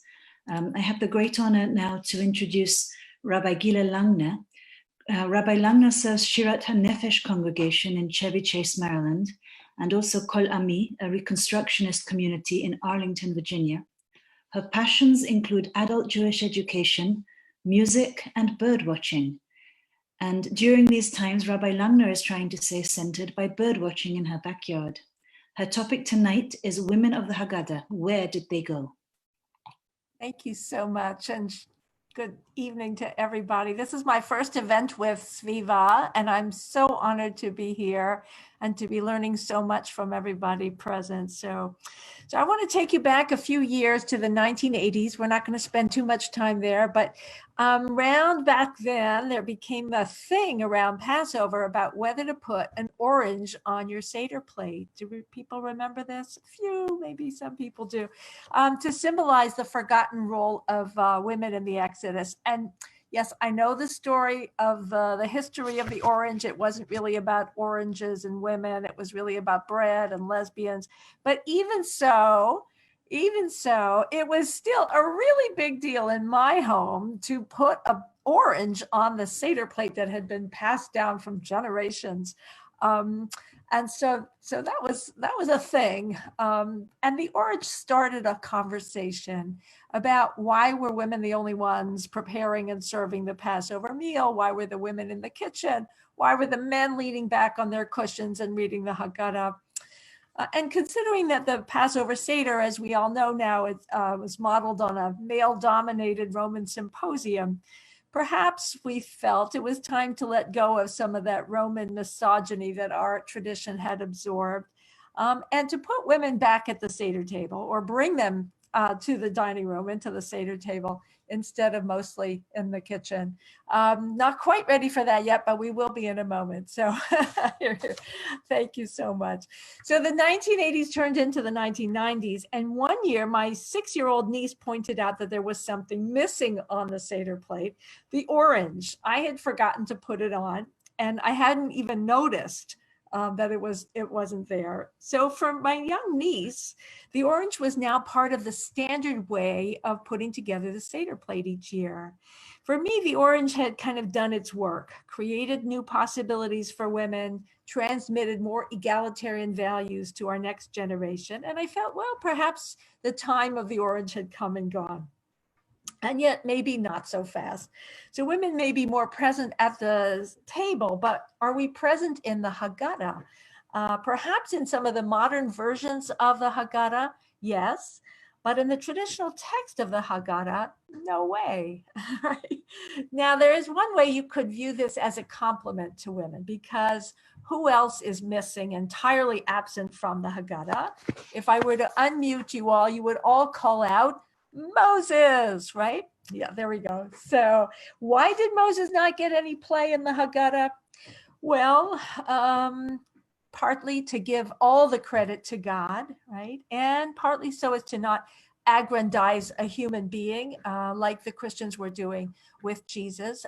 This Haggadah, our Haggadah, comes from a time probably around the 2nd century, late 2nd century, early 3rd century of the Common Era, where the battle between Judaism and Christianity was still going strong in the land of Israel. And the rabbis wanted no part of any kind of suggestion that the Exodus was Moses's doing and not God's.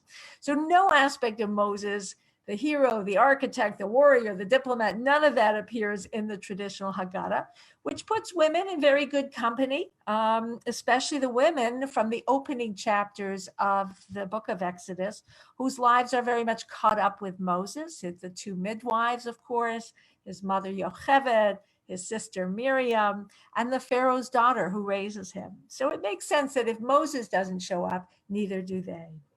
But elsewhere, our rabbis told a different story about the Exodus. And in that story, they gave enormous credit to the women of the time, the Israelites. Now I'll take the screen share, Liz, if you don't mind.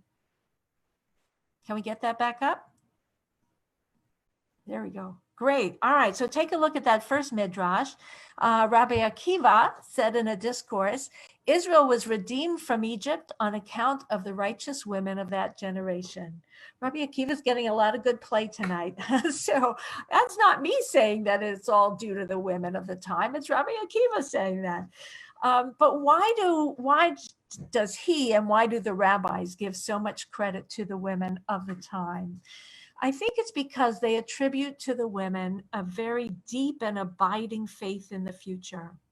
You may know the midrash that describes the Israelite women going out to the fields to their slave husbands, bringing food and flirting with them until they arouse their husband's desire and become fruitful and multiply. And the midrash even goes on to say each woman gave birth to whatever, 1, 2, 12, 600,000 babies, right? In other words, each woman was responsible for the destiny of the entire people.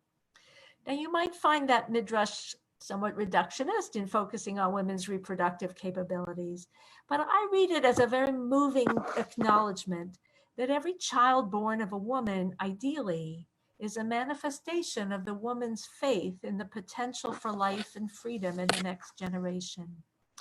Another place that the women's faith is located is in their role as the singers and music makers.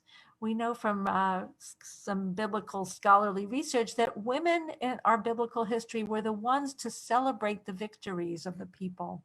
So when the Israelites crossed the Sea of Reeds and Moses sang the song at the sea, the text then goes on to describe the Israelite women joining Miriam in dancing with their timbrels or drums. What's the obvious question? What's the difficulty here? Drums. Where did they get the drums from, right? Why would you bring drums? And Rashi explains that when it says all the women followed her with drums and dancing, he says the righteous women of that generation were confident that God would do miracles for them. So they brought drums with them from Egypt, right? So they were so confident that that victory, that redemption, that deliverance would come, that they brought those drums. That's what they chose to bring along. It's very interesting that Rashi actually changes the original midrash from the Mechilta, where it spoke about righteous men, tzaddikim, and here he brings in tzadkaniyot, the righteous women. So where does that leave us?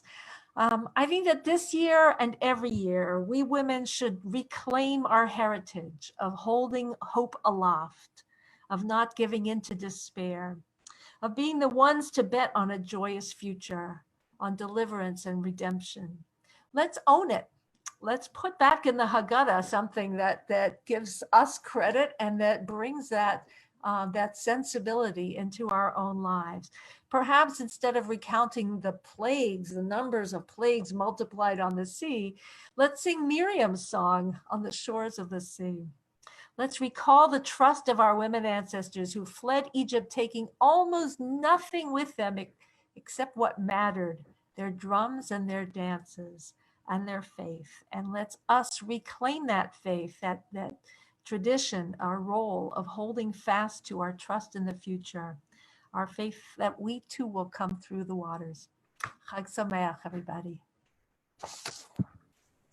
Thank you so much, Rabbi Langner. That was such a beautiful teaching, and I aspire to be like one of those women.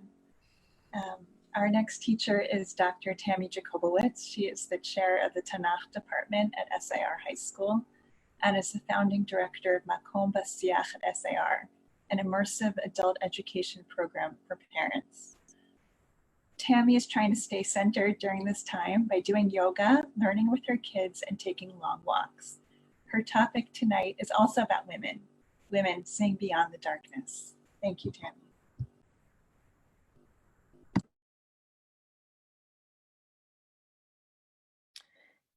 Hello, everybody. It's also my first time at Sviva, and it's such an honor to be with this group of smiling, warm, empathic women. It's quite a change from the routine of the days we've all been in. So thank you for inviting me. I want to talk to you tonight about storytelling. And I want to start by making the following claim. Most of the time, when we tell stories to our kids, it's not the kind that involves books and cuddling late at night. It's the kind of stories that we tell unconsciously. And we tell these stories to our kids through actions and choices that we make every single day. The narration, those times where we share the bits and pieces from our life with our kids, that happens and they're joyous and sweet. But most of the time, our children and our students are listening to the stories that we're telling them, the meaning framework that we're creating for them, through the kinds of things that we do, through the behaviors that we exhibit. I think that the time that we're in right now is probably a case in point. In the very early days of the quarantine, I remember telling my 7-year-old daughter, who was, of course, extremely confused why rollerblading was canceled at her school and would we ever be able to reschedule that. And I told her that the reason we were staying home is because we love people so much. And I kept reiterating that story of love and that story of care for people that we don't know, and we're all inside that love narrative right now.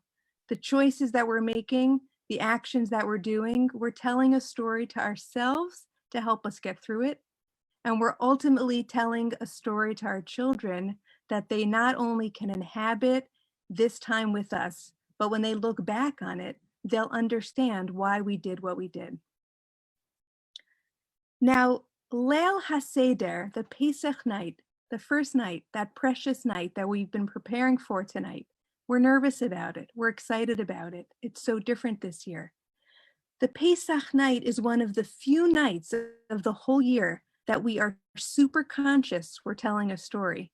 In fact, the reason for the night, the central mitzvah of the night, everything that we do in advance of the night and everything that we do throughout that night is centered around the mitzvah, the imperative to tell a story to our children about something that happened so long ago.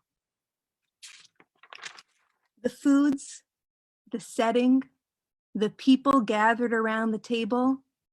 If you're from a Sephardic background, you have more kind of full body things you do that involve the story. Everything about the night is crafted, it's choreographed, so that we have exactly what we need in front of us to tell that story. Now this year, as we've said already, our setting, the people, it will be different. We may not be able to presume that our usual props will be there, and there's loss. There's loss in that. However, there's also an opportunity to be even more conscious, even more aware of what it is that we're trying to say, what it is that we're trying to tell, and ultimately what the purpose of all this storytelling is about. Now remember, the Haggadah is a guide. It's a guide. It's only a guide. It's an invitation. It's a seder. It's giving you an order like tonight, the lineup, idea after idea after idea. But all of it is designed for you as the women at the table to create the space for you and your family to figure out which parts of the story we should upplay and how should we tell them and what do we hope all of this storytelling will amount to. Now, most years when I teach about this, I talk about social justice.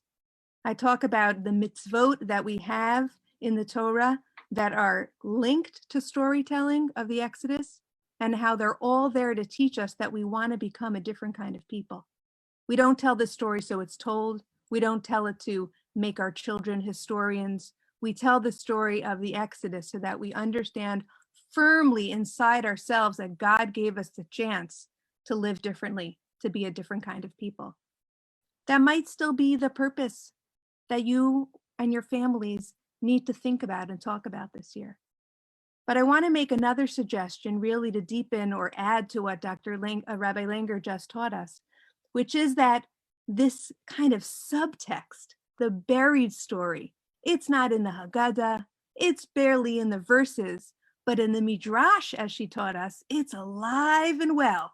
It's a vibrant story. And I think this year, not just because we're women, I think this year, that's the story that we might really need to make front and center in our storytelling of the Seder.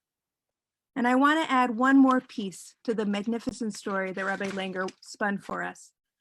The women at the very beginning of the story, we know the named ones, you just reminded us, but the real magic comes with the unnamed mass that are barely even there at the surface of the text.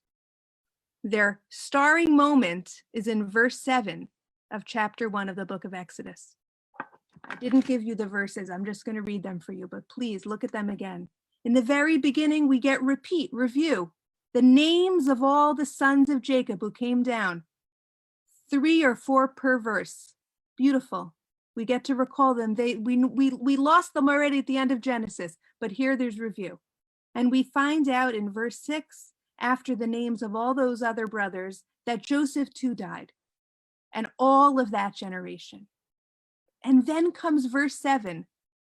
But the Israelites were fertile and prolific. They multiplied and increased very greatly, so that the land was filled with them. There's so much to notice in the verse. Number 1, we were talking about death, and then suddenly we're talking about life, so much life. How did that happen? Number 2, so many verbs. If you look in the Hebrew, it's even clearer. So many verbs. I get it. There were a lot of babies. And number 3, again, if you look carefully at the choice of verbs, there's so many echoes of Genesis. Pru or vu, right? Become fruitful and multiply. Vayishritzu, which means they were like swarming. That's a Genesis word. Why are they all here? I can't answer all those questions tonight, but maybe look back and talk about it with your family. This one verse. But the amazing thing to notice about this verse is that all of that proliferation, all that multiplying, we know how that happened. That happened because women, with their bodies and their minds and their hearts, not only brought life into the world, but brought life into the world in the face of death. Not just the death of the generation of Joseph and the brothers, which should have spelled doom and disappearance, should have been the end of the story. But in the face of that death, these women, and increasingly over the chapter, as the death narrative of Paro gets stronger and louder, the women continue with their bodies, their hearts, and their minds to resist the death narrative, align themselves with the life narrative represented by God, and become the ones who could imagine, as you said, all 600,000 coming from them. That's the story that I want to tell my kids this year. In the face of death, in the face of darkness, what do we do? What do we do? I'm not saying everybody go out and have more kids. I'm past that. What I'm saying is what the women teach us is that there can be another possibility. You can, inside your mind and your heart and your body, birth the opportunity for other ways of imagining how things can go down. And we start in our homes with ordinary actions, but the effect is tremendous.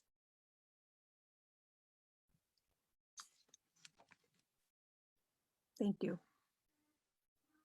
Thank you so much, Dr. Jacoby. It's really inspiring. And I know it's already going to make a change in my attitude. So thank you. I want to introduce our next speaker. Our next speaker is Devorah Antin. Devorah Antin is a therapist dedicated to improving the lives of women. Tirelessly in the field of maternal, mental health, fertility, and postpartum support. She revolutionized postpartum depression screening in the Jewish community in Philadelphia and is the counselor in residence of JEIC, supporting fertility journeys around the country. She also educates for children's abuse prevention in schools around the country. Tonight, she'll be speaking with us on the topic of This is Grief We're Feeling. Devorah Antin by turning off the news. Very good advice for us. Thank you. Sure, thank you so much. I feel like a little bit out of sorts in terms of the fact that I'm like the first one who's not the rabbi in the room. So forgive me for that. Does it count if I'm married to the rabbi, or probably not so much among this group? But I will just keep my LCSW specialist in maternal mental health hat on for less than my amount allotted time, because there is, the evening is late, and I hope that we could just spend a few minutes together kind of pulling from the theme that I've actually heard a number of you already presenting on, is the idea of this world being one of grief, because this experience of staying home being one of a grief-oriented perspective. And it's funny though, because I must say, Shari, that the fact that you called me Devorah Antin, it sounded so like French, it's like, it's Antin, it's like good old fashioned European, but like, I'll take the Antin because it just sounds so much cooler tonight. So a little bit of levity for the evening. And then the other good thing is you'll just ignore my coughing as I get over the dreaded COVID virus. Unfortunately, our family was hit by it, and I am trying very hard to like project and have a conversation without choking on my words. So please, all of you stay well and stay healthy. And it is not communicative via the Zoom airwaves that I've confirmed with the, with the immunologies people in my world. So what were the infectious disease people? So really what I wanted to bring up, much of what I do in working with women is to see certain life experiences through a grief lens. That's not always a pretty place to be, right? And what was so fascinating to me was, I see when somebody goes through infertility, I see that as a loss. Somebody has a pregnancy, demise, that's a loss. Somebody had a plan to have this beautiful birth and everything was looking, amazing. And then postpartum depression set in and there's a loss there. And I tend to look through the glasses, my glasses that I wear tend to be very grief oriented. And it works for me. It's not exactly the most fun at a party, but it does work for me in that I feel like when I can see things through what have I lost, I also then have opportunity to say like, what can I gain in this moment? Now, but I also really first sit in this space of, I need to feel the loss piece of this before I can ever get to the gratitude component. So many people really struggle with that. They'll be like, but I'm supposed to be so grateful for all the wonderful things that I'll have, right? You'll hear that all on the call tonight. I'm very grateful for my children, my family, that we're healthy. I'm very grateful. I'm very thankful. And that sometimes doesn't leave room for the grief component. I really have to be present with what I've lost in order to, I think, more fully appreciate what I do have. And one is not incongruent to the other. And perhaps you've heard me speak somewhere else and I'll have the exact same theme again because I'm it's not a one-trick pony, but there's a certain amount of consistency to that message. And what was fascinating to me is in the beginning of this COVID process, before I was even sick, but we were being very good about listening to the laws, staying home, not going anywhere, forget social distancing, we weren't leaving the house. What I found so interesting was there was this feeling of just discomfort. I just kept feeling so uncomfortable. I kept saying, I'm so uncomfortable. And I couldn't pin what I was feeling in that moment. And it took actually an article and some friends and some conversation among other therapists for me to go, oh, hold on, Devorah, what you're feeling is grief. What you're feeling is that experience of I don't want to be here. This is not what I signed up for. I did not plan to be burying people that I know. I did not plan for this to be the Erev Yontif of 2020. I did not plan to be homeschooling my children. I hired very good people to do that for me, right?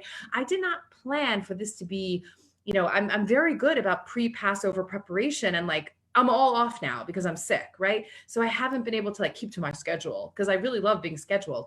And all of a sudden everything is disrupted. And it took time for me to come to this place of hang tight a minute. You need to grieve what you've lost in this moment. And not only this moment, it's a protracted moment, right? I need to be in that space of saying, this is not where I want to be. I have no choice but to be here. I have to be present with the disappointment, the sadness, the fury, the anger. I felt a little bit like I was throwing a temper tantrum, right? Like a toddler who's going, I don't want this for dinner. I really want something else for dinner. It's not fair, right? Some of us are feeling that temper tantruming that comes along with this reality of I don't want to be, I didn't sign up for this. This is not what I want. And I think that all of the kind of this process for me, potentially for some of you as well, is one of saying, okay, I have to be present with my sadness. I have to be present with what I'm grieving, what I've lost. I have 2 clients who texted me today, 2 clients who said to me, I just lost a family member today. That is unheard of in the world of the regular, unless you do bereavement work exclusively, right? And you're waiting for people to die, right? But this is out of the blue. I have 2 people and a 3rd friend here on the call with me tonight. That means 3 in my immediate circle who have lost loved ones. One of whom I found out I actually knew. I didn't realize who that person was, but it's astounding to me to be so close to the loss and the sadness. And I have to be feeling that in order for me to be present with what comes next. What comes next is my choice, right? This is not my choice, but what comes next is my choice. And I guess I'm looking at it as, if you were just listening to the meditation, to the mindfulness practice, so much of that process is about being present with whatever comes up for me in that moment, just noticing, notice the feelings, notice the thoughts, notice the anger, notice the fury, notice the sadness, notice the tears. And by noticing, you might say like, well, what's the point of that, right? What's the point of the noticing? I got to move on to the next stage. And I think that when we stay present with the noticing, and we stay present with the grieving, and we stay present with all of the really intense temper tantruming that I really want to be doing, I can eventually move myself with good support, with good connection with people that are on the phone line, with good friendships, with conversation with others who get it, right? And we're all in this together, unfortunately, right? It's not like I can call my cousin, sister-in-law in LA and say like, oh my God, tell me we're going to get through this. And she could say to me, you're almost there, 2 more weeks and you're done. Like there isn't anybody on the other side. I don't know anybody in Wuhan province, right? So I have no choice but to be present with what is, and in the total unknowingness and unknownness of this process. But I can make a choice to be beyond the grief. I can then choose what comes next for me. I can choose flexibility. I can choose growth. I can choose gratitude. I can choose to be in a temper tantrum for the rest of the week. You know, sometimes toddlers do that. I can choose that too. But my job is first and foremost to acknowledge what I've lost and what I'm losing, and to acknowledge that others are losing perhaps more, but that's okay. Meaning it's okay for me to be in my sadness that my Pesach Seder is going to feel very different than it would in a previous year, and hopefully very different than what it'll feel like in next year. But I have to sit with that sadness in order for me to get to that next stage of the post-traumatic growth, right? Or the post-grief piece.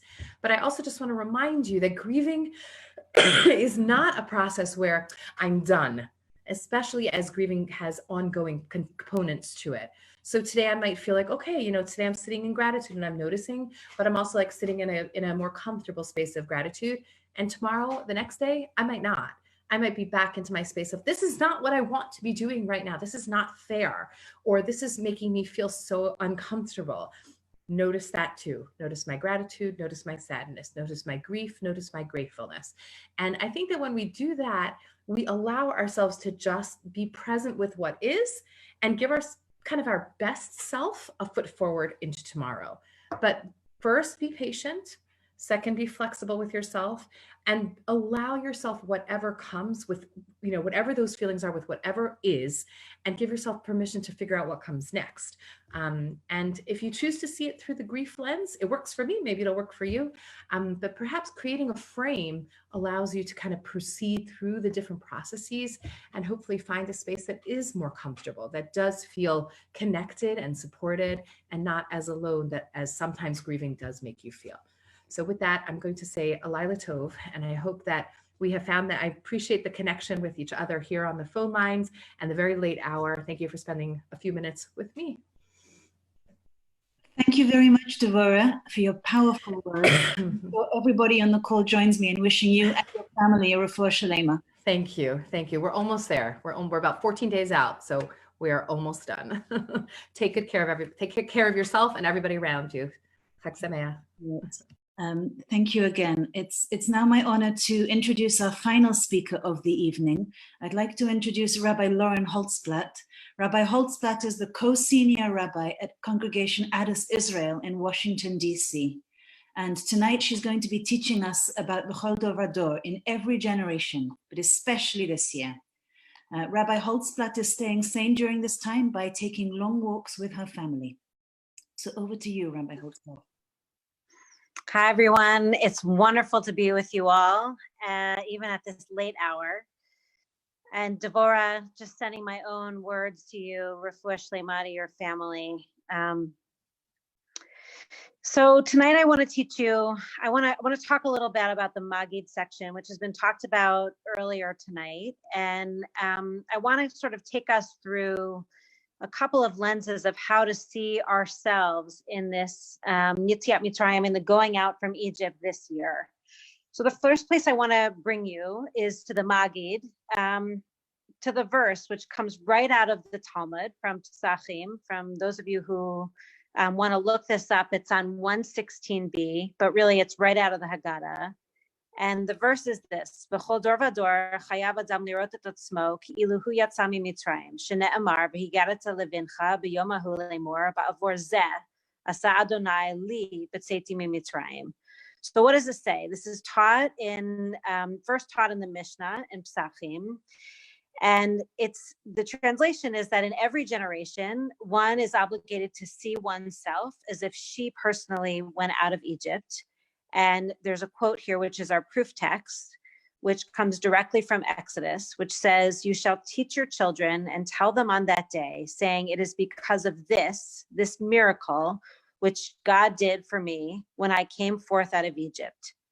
So that each person has to see themselves in the redemption from Egypt. And how do we do that? So Maimonides, the Rambam, talks about this as actually not lirot, but he changes the word to see to leharot, to show. And what he says in the Mishnah Torah is that b'chol dor vador, in every generation, a person is obligated to show that they themselves have personally left Egypt from this slavery. And one might ask the question of, how do we do this? How do we show this? And his answer is that when a person eats on the night of Pesach, when we are in Leil Pesach and we're eating and we're drinking, what do? We recline. We recline. Some of us bring a pillow to the table, and we recline as we eat and we drink. So that's one way of showing our freedom. Another way of showing our freedom is, he says, the Baracus, that we are drinking 4 cups of wine. And he says, even a person who has very little means also has to drink 4 cups of wine, because 4 cups of wine is, I often think about it, it's tangibly how we mark time. It's very hard to mark freedom tangibly, but you can do that over blessing a cup of wine, the wine representing freedom and bringing joy to the table. So first place we have the Haggadah telling us that we have to see ourselves as personally going out from Egypt. I've seen many people do this by, sometimes they'll act out a play where they dress up, or the kids dress up at the table and they act out being Israelites crossing the sea and entering into freedom. Or you could go the Rambam's route, which is where we're showing our freedom by actually doing acts within the Seder where we incorporate what a free person would do, right? We lean, we have arba kosot, we have 4 cups of wine. And in some cases, really just the discussions and the questions that we bring to ask at the table also shows that we're free, because we can actually think about what freedom means, what we want to do with it. What are our questions about the story? There's the final teaching that I want to bring to you tonight is actually from the Netivot Shalom, the Slonim Rebbe, 20th century Hasidic rabbi. And he talks about, instead of thinking about this as a physical showing of freedom or a dressing up and acting out freedom, that actually freedom comes very deeply into our spirit and our spiritual worlds, and how we bring ourselves spiritually to the table. So what does he say? He says, Yehudi ma'amin shebechol shana v'shana yesh yetziat Mitzrayim, that every year a Jew is asked to believe every single year that Yetziat Mitzrayim can happen, that an exiting from Egypt can happen. He says, V'ki b'leil Pesach yachol lehishtanot mazlo mere'ah leyafe. So every person on the evening of Pesach has to believe that it is possible that their luck, the lot that one has been thrown in with, can change from something that is bad to something that is tremendously good. And he says this act of believing that that is possible, that good is possible, even when we are in the midst of something very difficult, that links us to Geula, that links us to redemption, not only to our own redemption, but to redemption that came before us and redemption that will come after us. Because if we believe that the tides can turn in where we see ourselves today, it means that there's a tomorrow and there's a future and there's a Seder next year. And so what I want to invite you to do this year is, when you get to that line, B'chol dor vador, to imagine yourself this year. You don't even have to imagine it. It really is being present with the moment and allowing something at the Seder this year to turn your luck, to turn the ways that we find ourselves this year. I've been thinking about lots of people who are going to be in their homes alone this year, without families, just singly reciting the Seder by themselves. We have lots of people like this in our community at Addis, and thinking many of our community members are going to join other people through Zoom, and some people won't through Zoom. So trying to figure out how to be present and how to feel like you can change the situation you're in when one is alone during Pesach, which is very hard, or not seeing someone that you would normally see at a Seder. So I would say to you this,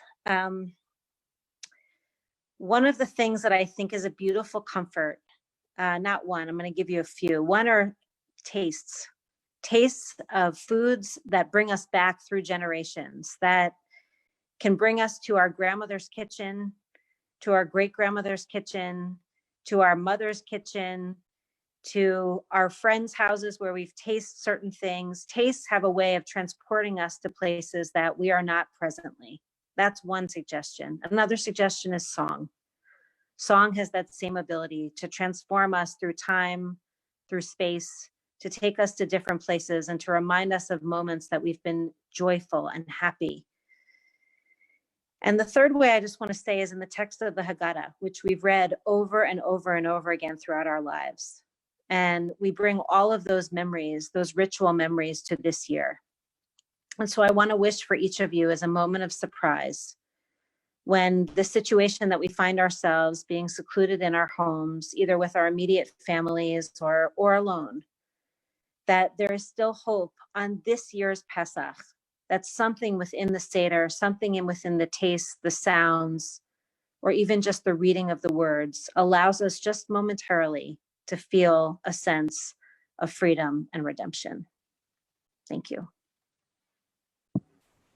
Thank you so much, Rabbi Holtzblatt. I really am taking your words to heart in terms of the taste and the song and the memories, and kind of looking forward a little bit to that time and having that take me out of my head where I am right now to those other places. So thank you so much.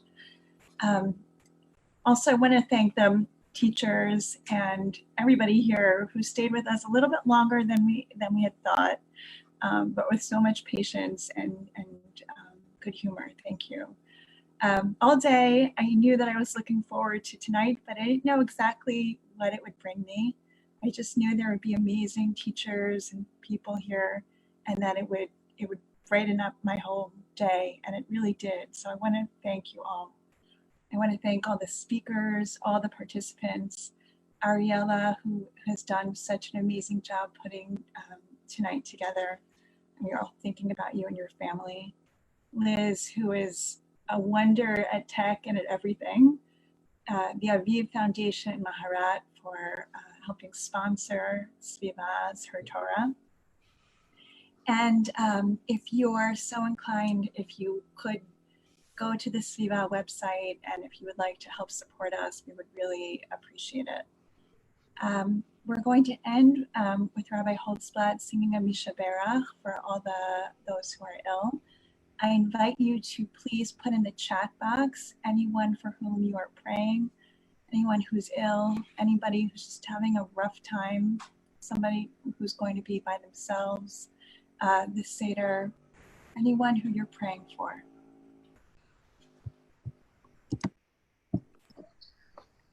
Mishaberach Avotenu Abraham Yitzchak v'Yaakov Sarivka Rachav Leah Uyavarech V'Rapei Atacholim B'Kila Kedosha Kadosh Baruch Hu Yimalei Rachamim Aleim Lachzikam Barachotam Vayishlach Lehem Mehira Refuah Shlema Min Hashamayim Refuat HaNefesh Refuat HaGuf B'Tach Sha'ar Cholei Yisrael V'chazech et yidei oskim b'tzorcheihem hashta v'agala v'zman karev v'nomar amen.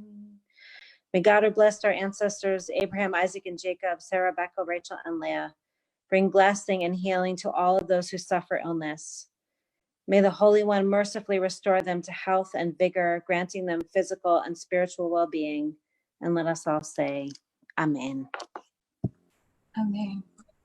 Good night, everybody. Thank you all, and have a wonderful Passover. Chag Sameach.